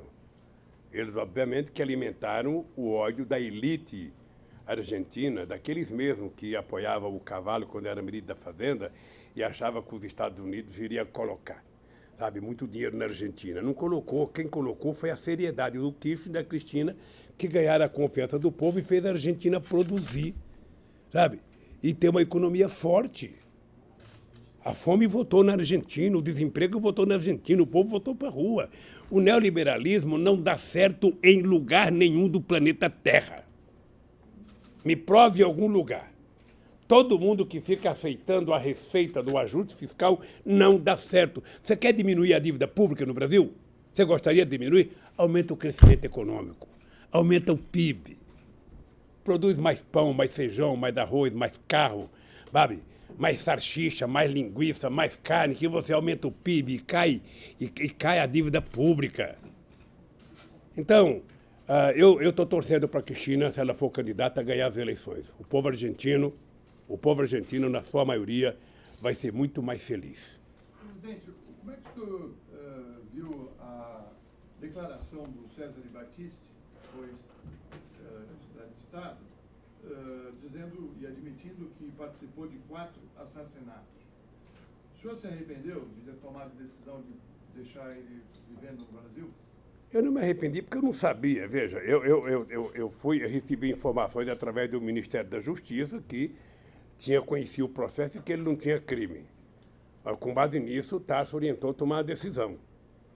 Nós tomamos a decisão. Ora, se depois disso ele assumiu o que fez, eu lamento profundamente. Aliás, eu não conheci o Battisti, porque eu acho que eu não fazia parte da turma que ele tinha confiança. Então, esse cidadão ficou no Brasil, sabe? Foi preso na Bolívia, e eu não o conhecia, mas eu lamento profundamente que ele tenha confessado. Meu amigo Mino Carta tinha razão, porque o Mino bateu muito. O Mino bateu muito no PT por conta da decisão do PT. Entendeu? Que eu encontrei o Mino Carta, eu vou dar um abraço nele e falar: Mino, desculpa, você tinha razão com o tal do Battisti. Também não sei as condições que ele confessou, né? Também não sei, porque uma porradinha aqui, uma porradinha lá, um choquezinho aqui, outra acolá. Aí o cara termina falando coisa que eu não sei se falaria. Hein? Você acha que Não sei. Aí essa suposição é só maldade minha. Presidente, queria voltar um pouquinho para a política nacional. Como é que o senhor está vendo o quadro e como é que vai ser o PT com a esquerda? O senhor soube, né? Eu imagino que o senhor sabia que estou vendo que o senhor está informado de tudo. O Cid Gomes e o Ciro têm aquele bordão: Lula está preso, babaca. Isso não é bordão, isso é uma constatação. Eu estou preso, não precisava chamar. Chateado, não? Só não precisava. Não, veja, só não precisava chamar os outros de babaca. Mas dizer que o Lula está preso é apenas constatar. Só ler o jornal que vê que eu estou preso. Posso te dizer uma coisa carinhosa? Primeiro, eu acredito que a esquerda brasileira ela está acumulando um conjunto de pessoas muito importante. Né? Vamos pegar o PT. O PT, apesar de algumas pessoas não gostarem do PT, o PT é um partido muito forte. Aliás, eu posso dizer que é o único partido efetivamente organizado em todos os estados brasileiros, com cabeça, tronco e membro. Você tem, sabe, o Ciro Gomes, que é uma figura importante no Brasil. Você tem o Flávio Dino, que é uma figura importante no Brasil. Você tem alguns governadores importantes do PT na Bahia, em Sergipe, no Ceará e a Fátima no Rio Grande do Norte. Você tem alguns governadores importantes do PSB. Você tem uma novidade política no Brasil que não teve um bom desempenho eleitoral, mas um menino que vai crescer muito, que é o companheiro Boulos. Sabe? Então, eu acho que... Eu tenho o Haddad, porque eu falei do PT, eu não queria personalizar só no Haddad, mas eu tenho o Haddad, que é uma figura importante. O Haddad, embora não tenha saído vitorioso nas eleições, ele se notabilizou como uma figura muito importante. Sabe? Obviamente que se o Bolsonaro tivesse aceitado apenas um debate ou 2 debates, sabe? É a segunda eleição que não tem debate. Eu não sei se vocês se lembram, quando eu fui candidato com o Fernando Henrique Cardoso em 94, não teve debate. Em 98 não teve debate. E ninguém colocava a cadeira vazia. Apenas não colocava, sabe? Eles não iam ficar por isso mesmo. E o Bolsonaro efetivamente não tinha sustentação para debater. Sabe por quê? Eu acho que ele nunca se importou em aprender. Eu fui obrigado a aprender um pouco de economia por conta da minha atividade sindical. Eu era obrigado a aprender para negociar. Eu era obrigado a aprender. Depois, no PT, eu fazia, pelo menos uma vez por mês, reuniões com 30 dos mais renomados economistas desse país. E, sabe? Então, eu acho que o Bolsonaro não gosta, sabe, disso. E eu acho que a esquerda vai apresentar um projeto. Eu digo para o PT, não tem que apresentar propostas. Apresenta o programa que o Haddad apresentou na campanha. Faz um confronto de ideia para a sociedade perceber que é possível um outro Brasil. É possível, Mônica, porque eu provei na prática que é possível construir um novo Brasil. Eu consegui provar com a bênção de Deus e do povo brasileiro que o povo não é problema, o povo é solução. Eu consegui provar isso. Então, eu estou convencido que a esquerda... deixa eu dizer uma coisa pessoal. Eu, pessoalmente, gosto do Ciro Gomes. Tenho respeito pelo Ciro Gomes. O Ciro Gomes, ele não causa mal ao PT. Ele causa mal a ele. Tá? O Ciro Gomes precisa aprender uma lição elementar. É aprender a ouvir coisas que você não gosta. É suportar os contrários. É aprender a conviver na diversidade. Sabe? Ele precisa aprender essa lição mínima. Quando ele foi governador do Ceará, ele não precisava disso. Quando ele foi prefeito de Fortaleza, não precisava disso. Mas agora, para ser presidente do Brasil, ele precisa. E ninguém será presidente do Brasil se romper com o PT, com o PCdoB, ou seja, pela direita, não sei se a direita aceitaria ele. Como eu gosto do Ciro, sabe? O dia que ele pedir para me visitar, eu vou aceitar que ele me visita aqui, sabe? Para ter uma conversa boa com ele. Porque eu gosto dele. Eu gosto do Flávio Dino. Sabe? Não sei se a Marina tem um dia a propensão de votar para os setores de esquerda, porque a Marina acabou, né? Coitada. Ter 1% só no processo eleitoral, depois de ser quadra presidenta, é muito pouco. Eu não sei o que ela vai fazer. Mas eu penso que a esquerda pode construir um grande projeto para o Brasil e pode voltar ao poder. Sem o PT na hegemonia, né? Veja, o PT, isso eu defendo. Por que o PT, de vez em quando, aparece como hegemônico? Você acha que um partido que tem 30% de voto vai começar abrindo mão da sua candidatura? Não vai. Como eu acho que o PT já teve presidente 4 vezes, eu acho que em algum momento o PT pode escolher um companheiro de outro partido político e ser candidato a presidente. Sabe? O PT pode participar do governo, o PT pode ter vice, o PT, sabe? Eu acho que tudo é possível. O que você precisa é não exigir que o PT abra mão sem apresentar uma proposta alternativa. Se você tem 10%, eu tenho 30%, e você acha, bom, mas no segundo turno eu sou melhor do que você, no segundo turno eu sou melhor do que você, ou se você é melhor do que eu, por que você não ganha no primeiro turno? Eu lembro do Brizola em 89. O Brizola é uma pessoa que faz falta no Brasil hoje. Sabe, eu lembrei do Ulisses Guimarães, o Brizola é uma pessoa, uma raia, uma pessoa que faz falta. Sabe os velhos da política que fazem falta? A sabedoria política, não tem mais isso. Fernando Henrique, não? O Fernando Henrique Cardoso é o seguinte, o Fernando Henrique Cardoso não tem jogado um papel que o nome dele deveria merecer. Ele fala muito sobre quase tudo desnecessariamente. Sabe, eu, sinceramente, acho que ele poderia ter um papel, sabe, de grandeza para quem já foi presidente da República, para quem foi chamado de príncipe da sociologia. Ele poderia ter um papel mais respeitoso com ele mesmo, não é comigo. O problema do Fernando Henrique Cardoso é que ele nunca aceitou o meu sucesso.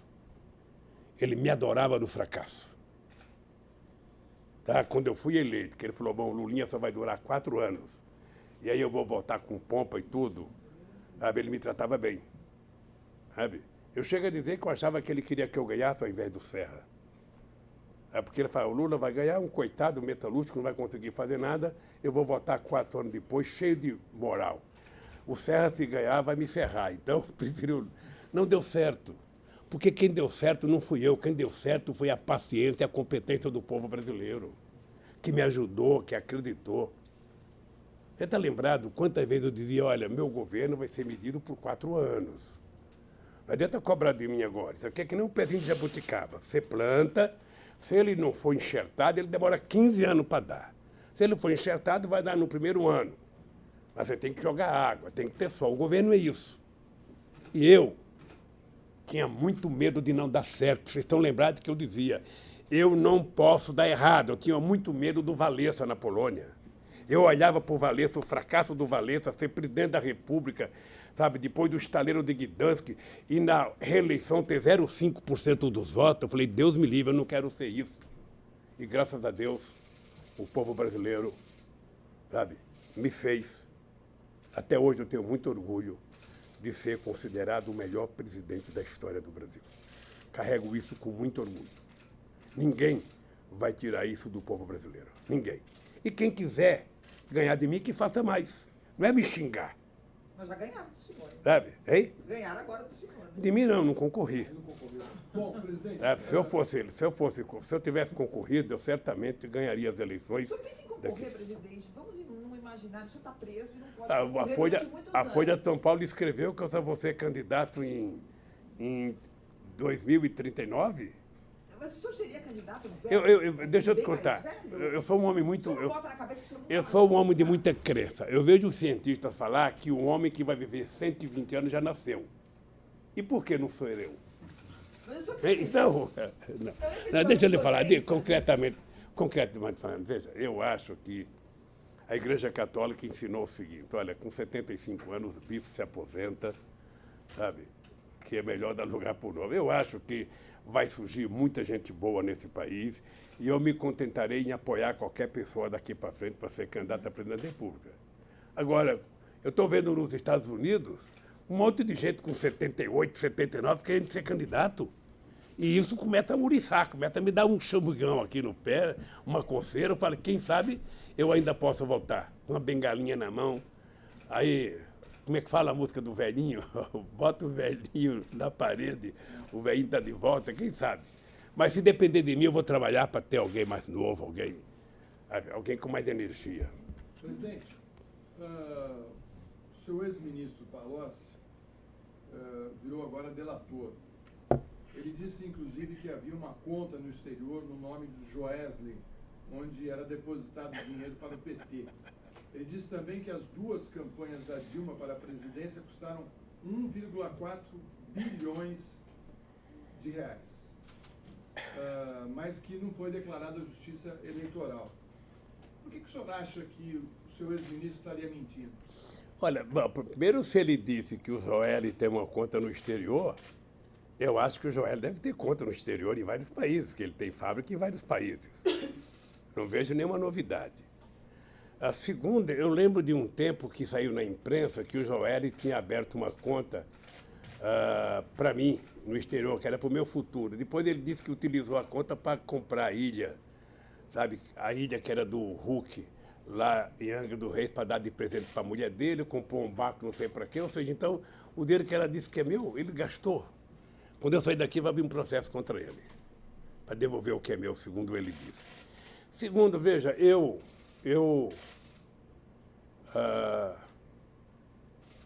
era um cara que tinha profundo respeito pelo Palocci. O Palocci era uma pessoa que, se não tivesse feito bobagem, poderia ter crescido na política brasileira. Eu comecei a perder a confiança no Palocci com aquela história do caseiro no primeiro mandato. Vocês estão lembrados que o Palocci saiu do governo em março de 2006. Eu vinha para o Paraná, que eu tinha uma atividade aqui no estado do Paraná, e eu tinha lido a imprensa, liguei para o Palocci, falei, Palocci, eu estou indo ao Paraná, eu vou voltar às 3 horas da tarde, se você não tiver resolvido o problema do caseiro, você não está mais no governo. E ainda falei com ele, Palocci, não é possível o ministro da Fazenda ganhar de um caseiro. Então, ou você explica, é o senhor do caseiro ou cai fora. Quando eu voltei de trás, liguei para ele, ele não tinha explicação, porque é o seguinte, eu comecei a achar que o Palocci não dizia a verdade porque ele nunca teve coragem de me dizer se ele ia ou não ia na casa. Ora, se ele mentisse para a Polícia Federal, se ele mentisse para o PMDB, para o Senado, era um problema dele. Mas para mim, que era o presidente dele, ele nunca me disse. E, aliás, dizia que não sabia andar de carro em Brasília. E entre o Palocci dizer que não ia na casa e o caseiro dizer que ele foi, eu acreditava no caseiro. Então, por que ele foi coordenador da campanha da Dilma. Não, é outra história. É outra história. Tá? É outra história. Eu estou dizendo que ele saiu porque não respondeu para mim a questão do caseiro. Ele foi eleito deputado federal, sabe? Depois, na campanha da Dilma, foi colocado 3 pessoas na coordenação. Ele, Zé Eduardo Cardoso e Zé Eduardo Dutra. Tá lembrado? O presidente do PT, o secretário-geral do PT, e o Palocci, que era remanescente da minha vitória e deputado federal, que não ia concorrer mais. Tá? Ele foi coordenador da campanha, junto com o Zé Eduardo Cardoso, junto com o Zé Eduardo Dutra e com o João Santana. Sabe? Certamente a Dilma admirava o trabalho dos 3, porque fizeram ela ganhar as eleições. Presidente, o que todo mundo está querendo saber hoje no Brasil é o seguinte: o país está numa crise econômica profunda, o desemprego aumentou, apesar da reforma trabalhista, as perspectivas não são boas para o futuro, os investimentos não surgiram e muitas indústrias estão indo embora, inclusive a indústria automobilística. O que o senhor acha que o senhor faria para recolocar o país no crescimento econômico? Antes de responder a questão do desemprego do país, dizer uma coisa para você. Você estava perguntando do Palocci, eu estava respondendo. Deixa eu dizer uma coisa para vocês. Desde os anos 70, que tem no Brasil uma disputa entre o cara que foi preso e denunciou o companheiro que era traidor e o que não denunciou que era herói. Sempre teve isso. Eu nunca tratei assim. Eu acho que o ser humano ele tem um limite de suportar do ponto de vista psicológico, do ponto de vista da dor que ele recebe. Eu tenho pena do Palocci. Porque um homem da qualidade política do Palocci não tinha o direito de jogar a vida fora como ele jogou. Tenho um profundo respeito pela mãe do Palocci, que é fundadora do PT, que carrega barro até hoje pelo PT lá em Ribeirão Preto. Mas, lamentavelmente, eu tenho pena do Palocci. Ele não merecia fazer com ele o que ele está falando. Sabe? Não merecia. Presidente. Bem, agora é o seguinte, o Brasil, Florestan, a economia não tem mágica. 50% dos problemas econômicos de um país são resolvidos quando quem está governando tem credibilidade interna e externa. As pessoas que levantam de manhã para trabalhar, ou as pessoas que estão lá fora pensando em fazer qualquer coisa no Brasil, as pessoas têm que saber se quem está falando por aquele país tem seriedade, tem credibilidade. Se essa pessoa tiver credibilidade, e se essa pessoa estiver falando com seriedade, as pessoas passam a acreditar. Por isso é que eu, quando tomei posse em 2003, eu gastei parte da gordura política que eu tinha para fazer coisas que o PT não queria que eu fizesse. Eu aumentei o superávit primário para 3,45. Isso na esquerda do PT era para me matar. Tá? E o que nós fizemos? Nós, em 3 anos, resolvemos a casa, colocamos em ordem. É importante lembrar que, em 2004, zombaram muito de mim quando eu disse o espetáculo do crescimento. Em 2004, a economia cresceu 5,8%. Tá? Eu disse isso num comício dentro da Ford.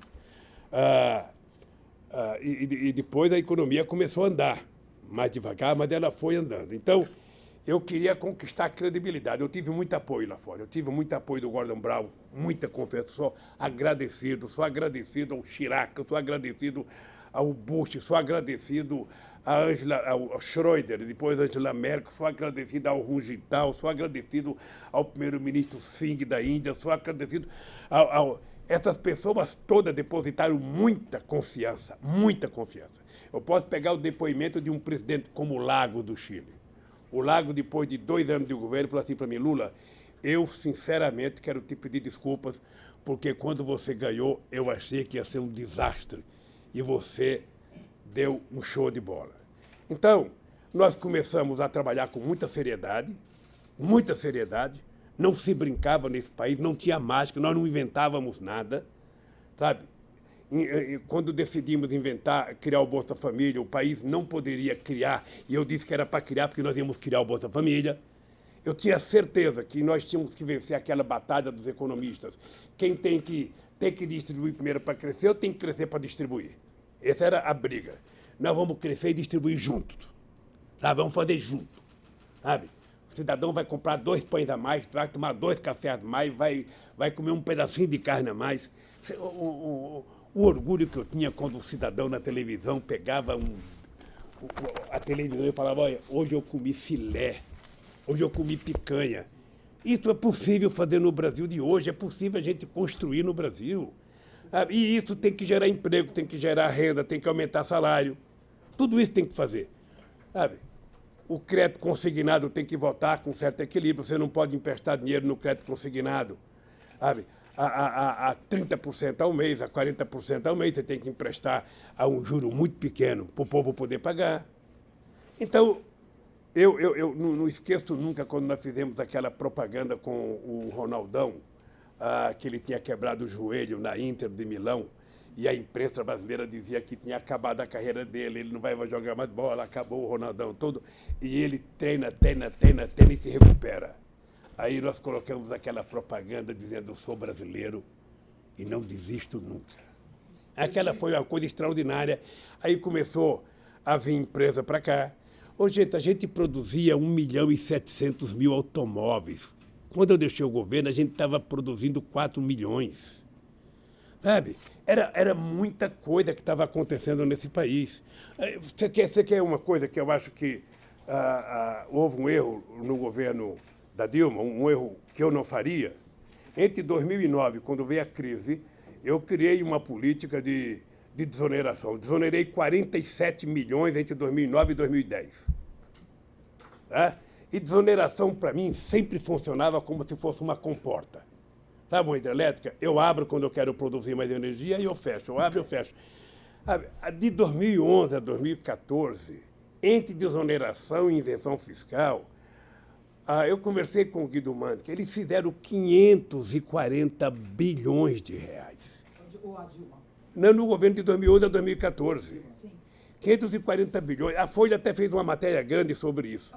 Aí, quando a Dilma percebeu que não dava para desonerar, porque você mandava para o Congresso para desonerar a fábrica de maçã. O Eduardo Cunha colocava maçã, pera, abóbora, melancia, abacaxi, vinha 500 coisas de volta. A Dilma tentou consertar, fez uma medida provisória e mandou para o Congresso, acabando com a desoneração. O Renan Calheiros mandou de volta, não aceitou a medida provisória. Então, eu acho que nós exageramos na desoneração, se bem que tivemos uma contrapartida positiva. O desemprego chegou a 4,3%. Deixa eu só terminar de concluir. O desemprego ficou muito pouco, sabe? O menor índice do Brasil, e a gente manteve todas as políticas sociais e manteve o Minha Casa Minha Vida, que agora está acabando. Agora, presidente, o senhor, o próprio PT, ou muitas lideranças fazem críticas a Dilma. O senhor sempre fala, eu tenho muito orgulho de ter saído com 85% de aprovação e ser o presidente mais bem avaliado do Brasil. Que palavra, quer dizer, o senhor tem vergonha de ter eleito uma presidente que foi a mais mal avaliada? Temer é o único que ganha dela. Orgulho. Tenho muito Mas orgulho. péssima Tenho muito visão, orgulho de presidente. ter a Dilma. Mas o povo brasileiro não reconhece. Nem todo filho, sabe, consegue ter o sucesso que você teve.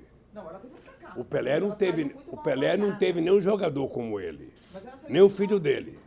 Deixa eu falar uma coisa para você. Não foi só não ter o mesmo sucesso. Que em 2013 a Dilma tinha quase que 75% de preferência eleitoral nesse país.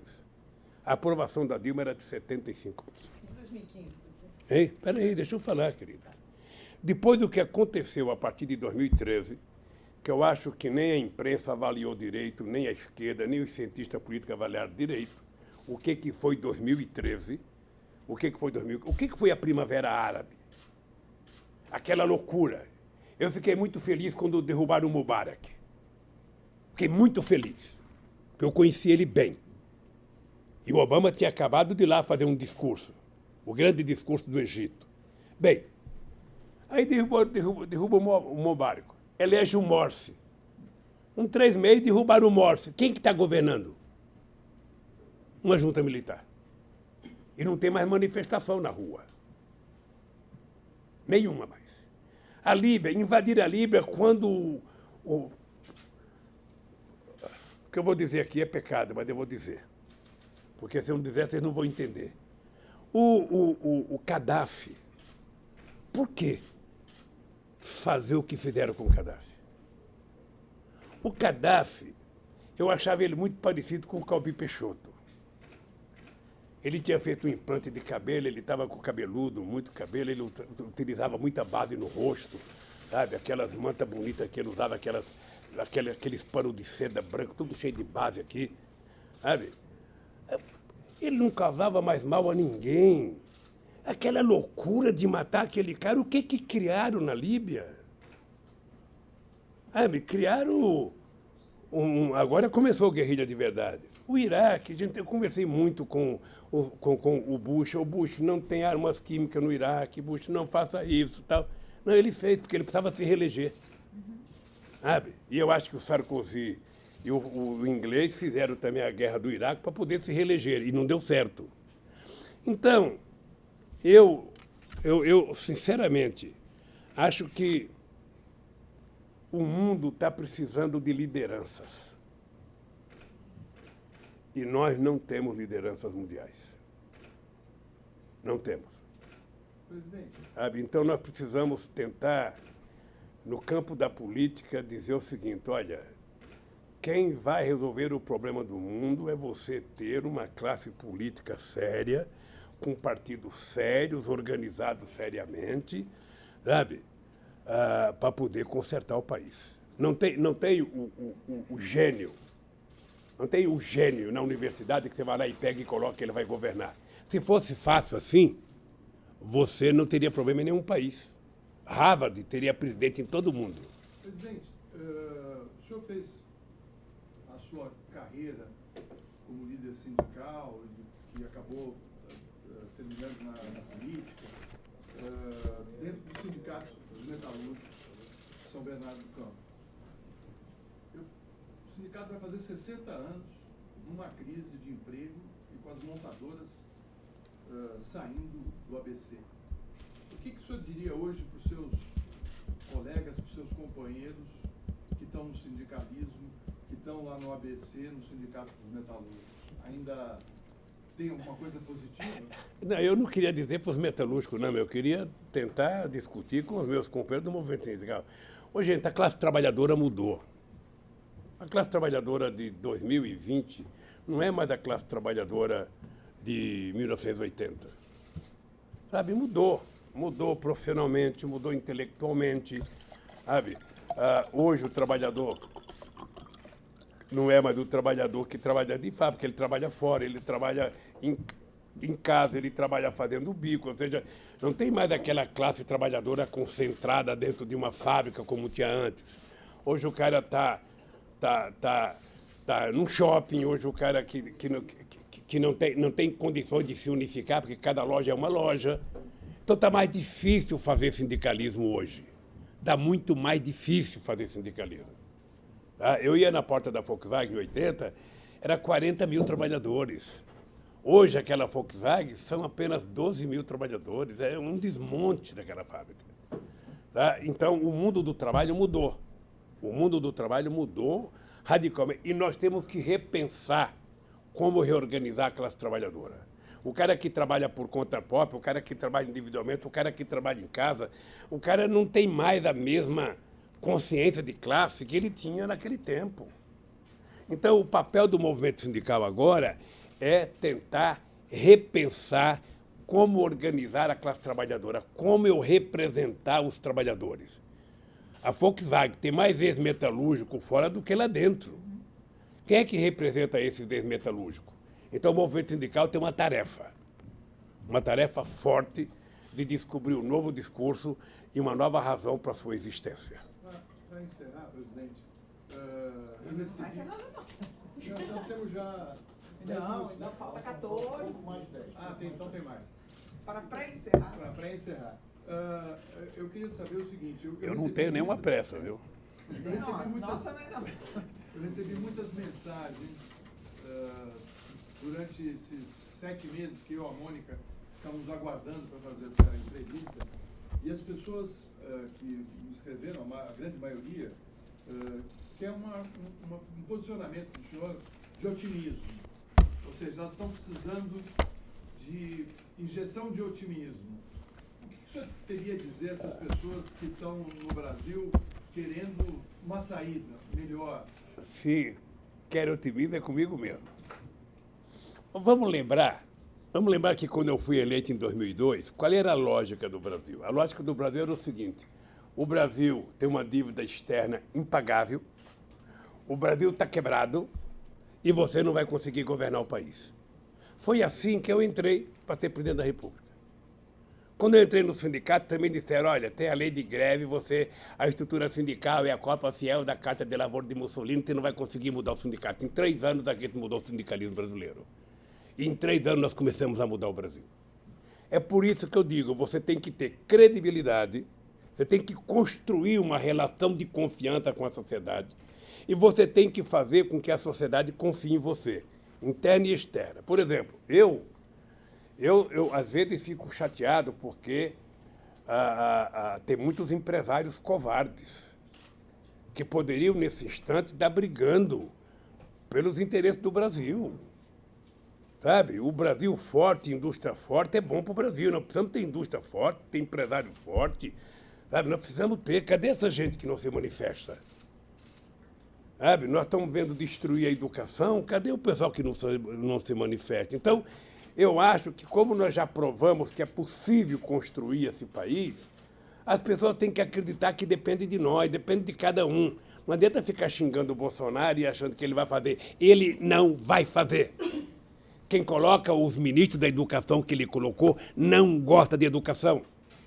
Quem coloca o cara do meio ambiente que ele colocou não gosta do meio ambiente. Então, ao invés de ficar esperando, quem coloca o Guedes na economia não gosta do povo. Ao invés de ficar esperando que o Bolsonaro resolva o nosso problema, nós temos que, enquanto sociedade civil organizada, começar a se mexer, começar a lutar, começar a brigar pelos nossos interesses, cobrar o Congresso Nacional, fazer pressão. Você acha que nós vamos evitar a aprovação da Previdência Social como eles querem, fazendo uma manifestação na Paulista? Não. A manifestação tem que ser na cidade do deputado federal, tem que ser na porta da casa dele, na rua dele. Senão, como é que o Bolsonaro trabalha? Robô mandando zap para senador, robô mandando zap para deputado, robô mandando zap para um monte de gente. As loucuras. Eu votei em tal coisa porque recebi muito zap, eu recebi... Sabe? Nós temos que brigar. Então, o meu otimismo é esse. Eu nunca dependi de nada. Eu nunca dependi de favor, nunca fiquei esperando. Nós temos que construir a nossa proposta e ir para a rua para tentar construí-la. Via Congresso Nacional, via pressão em cima do governo, é uma disputa.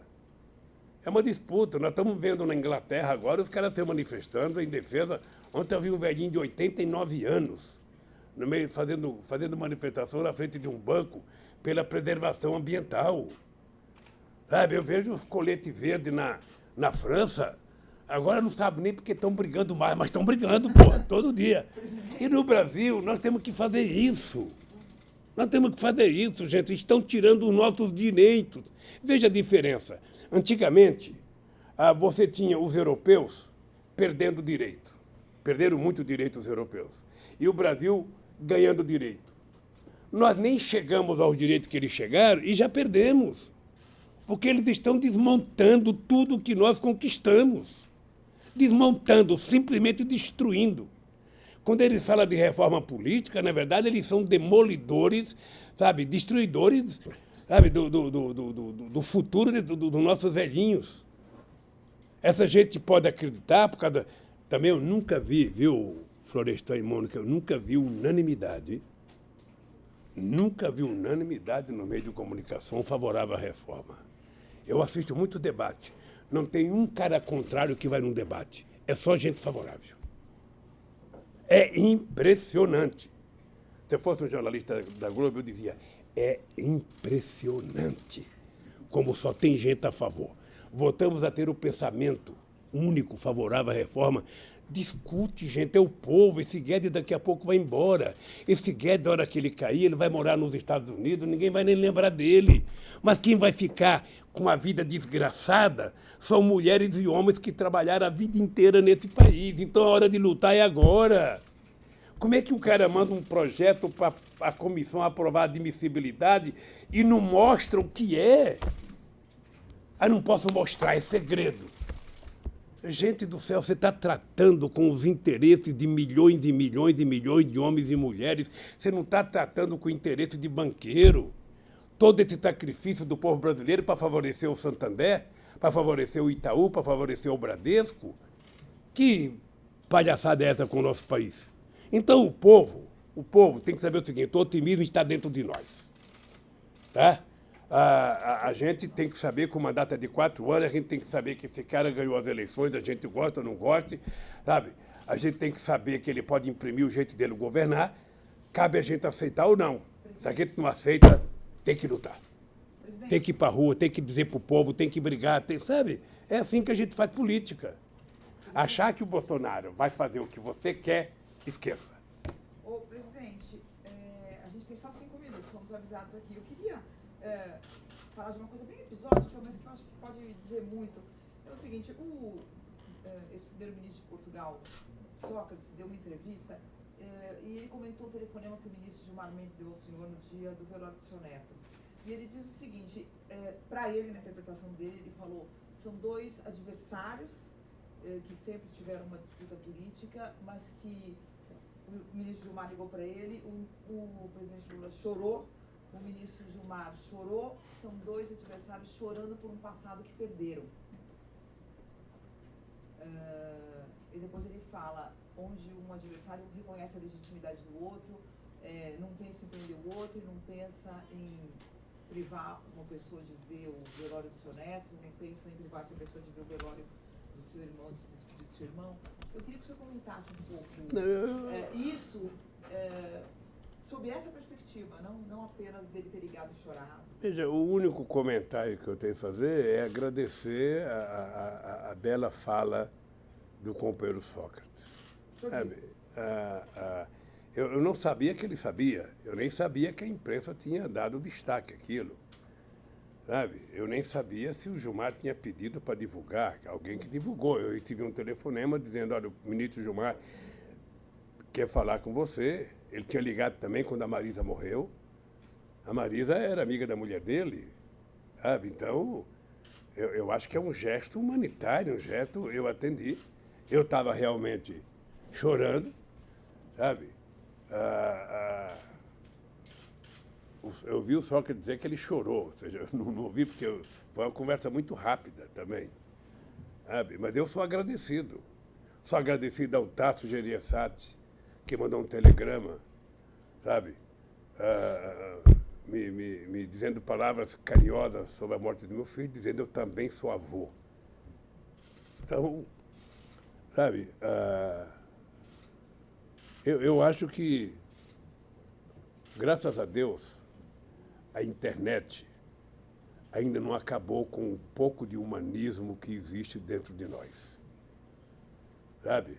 Ainda sobrevivemos. E tem gente que consegue sobreviver. Sabe? Em compensação, tem canalhas e mais canalhas e mais canalhas que vai para o Twitter falar bobagem e mais bobagem. Esses eu trato como canalha, que não merece o menor respeito.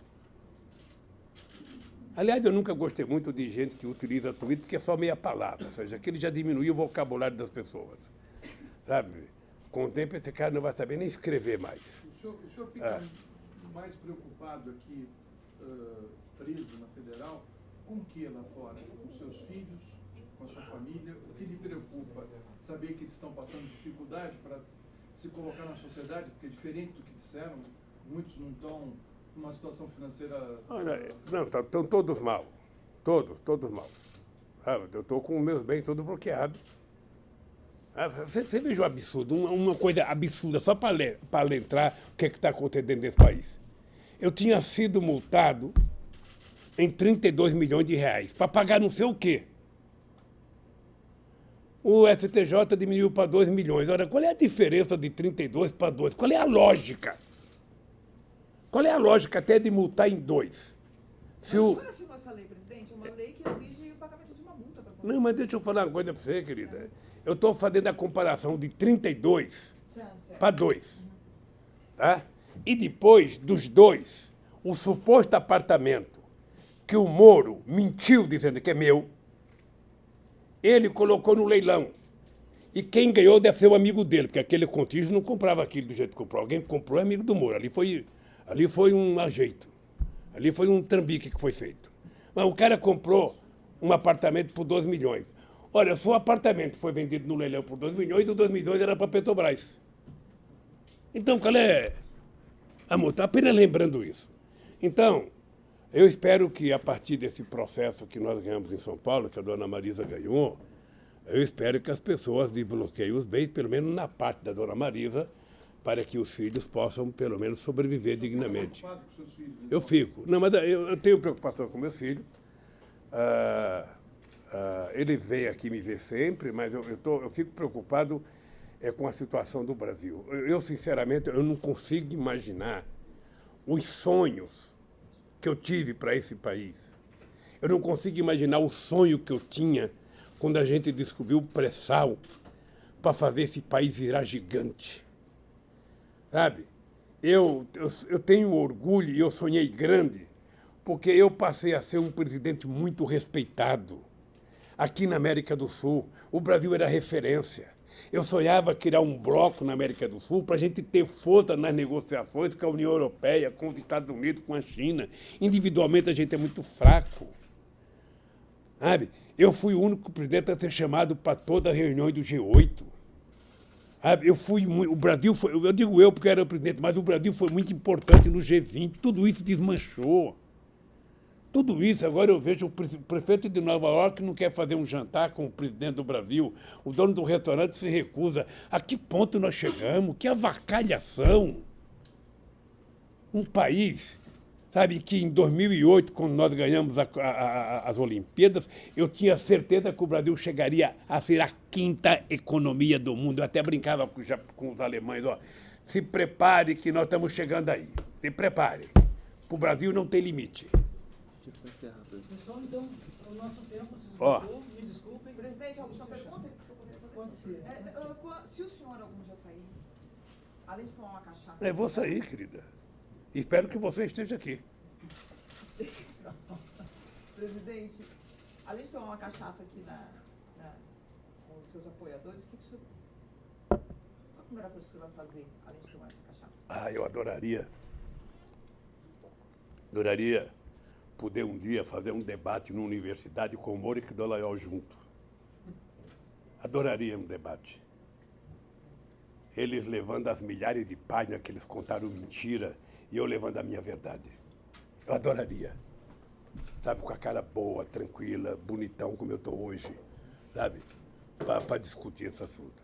Mas, na verdade, eu quero comer um churrasco, uma bela de uma picanha, uma panceta bem passadinha e tomar como diria o Zé Alencar, tomar um golo. Sabe? Mas eu vou fazer. Tenho paciência. Eu quero agradecer a vocês, sabe? Quero agradecer. E, sobretudo, agradecer à justiça, que fez justiça nesse caso, né? Eu poderia ter feito isso antes das eleições de 2018. Lamentavelmente não foi feito, então quero agradecer a vocês dois, sabe, pela briga, pela tenacidade e espero que tenhamos outras entrevistas, tá? Se deixarem. Muito obrigado. Permaneçam todos nos seus lugares. Cadê o envelope? Lula poder sair. Esse aqui não? Não, cadê o envelope meu que estava aqui? Esse aqui.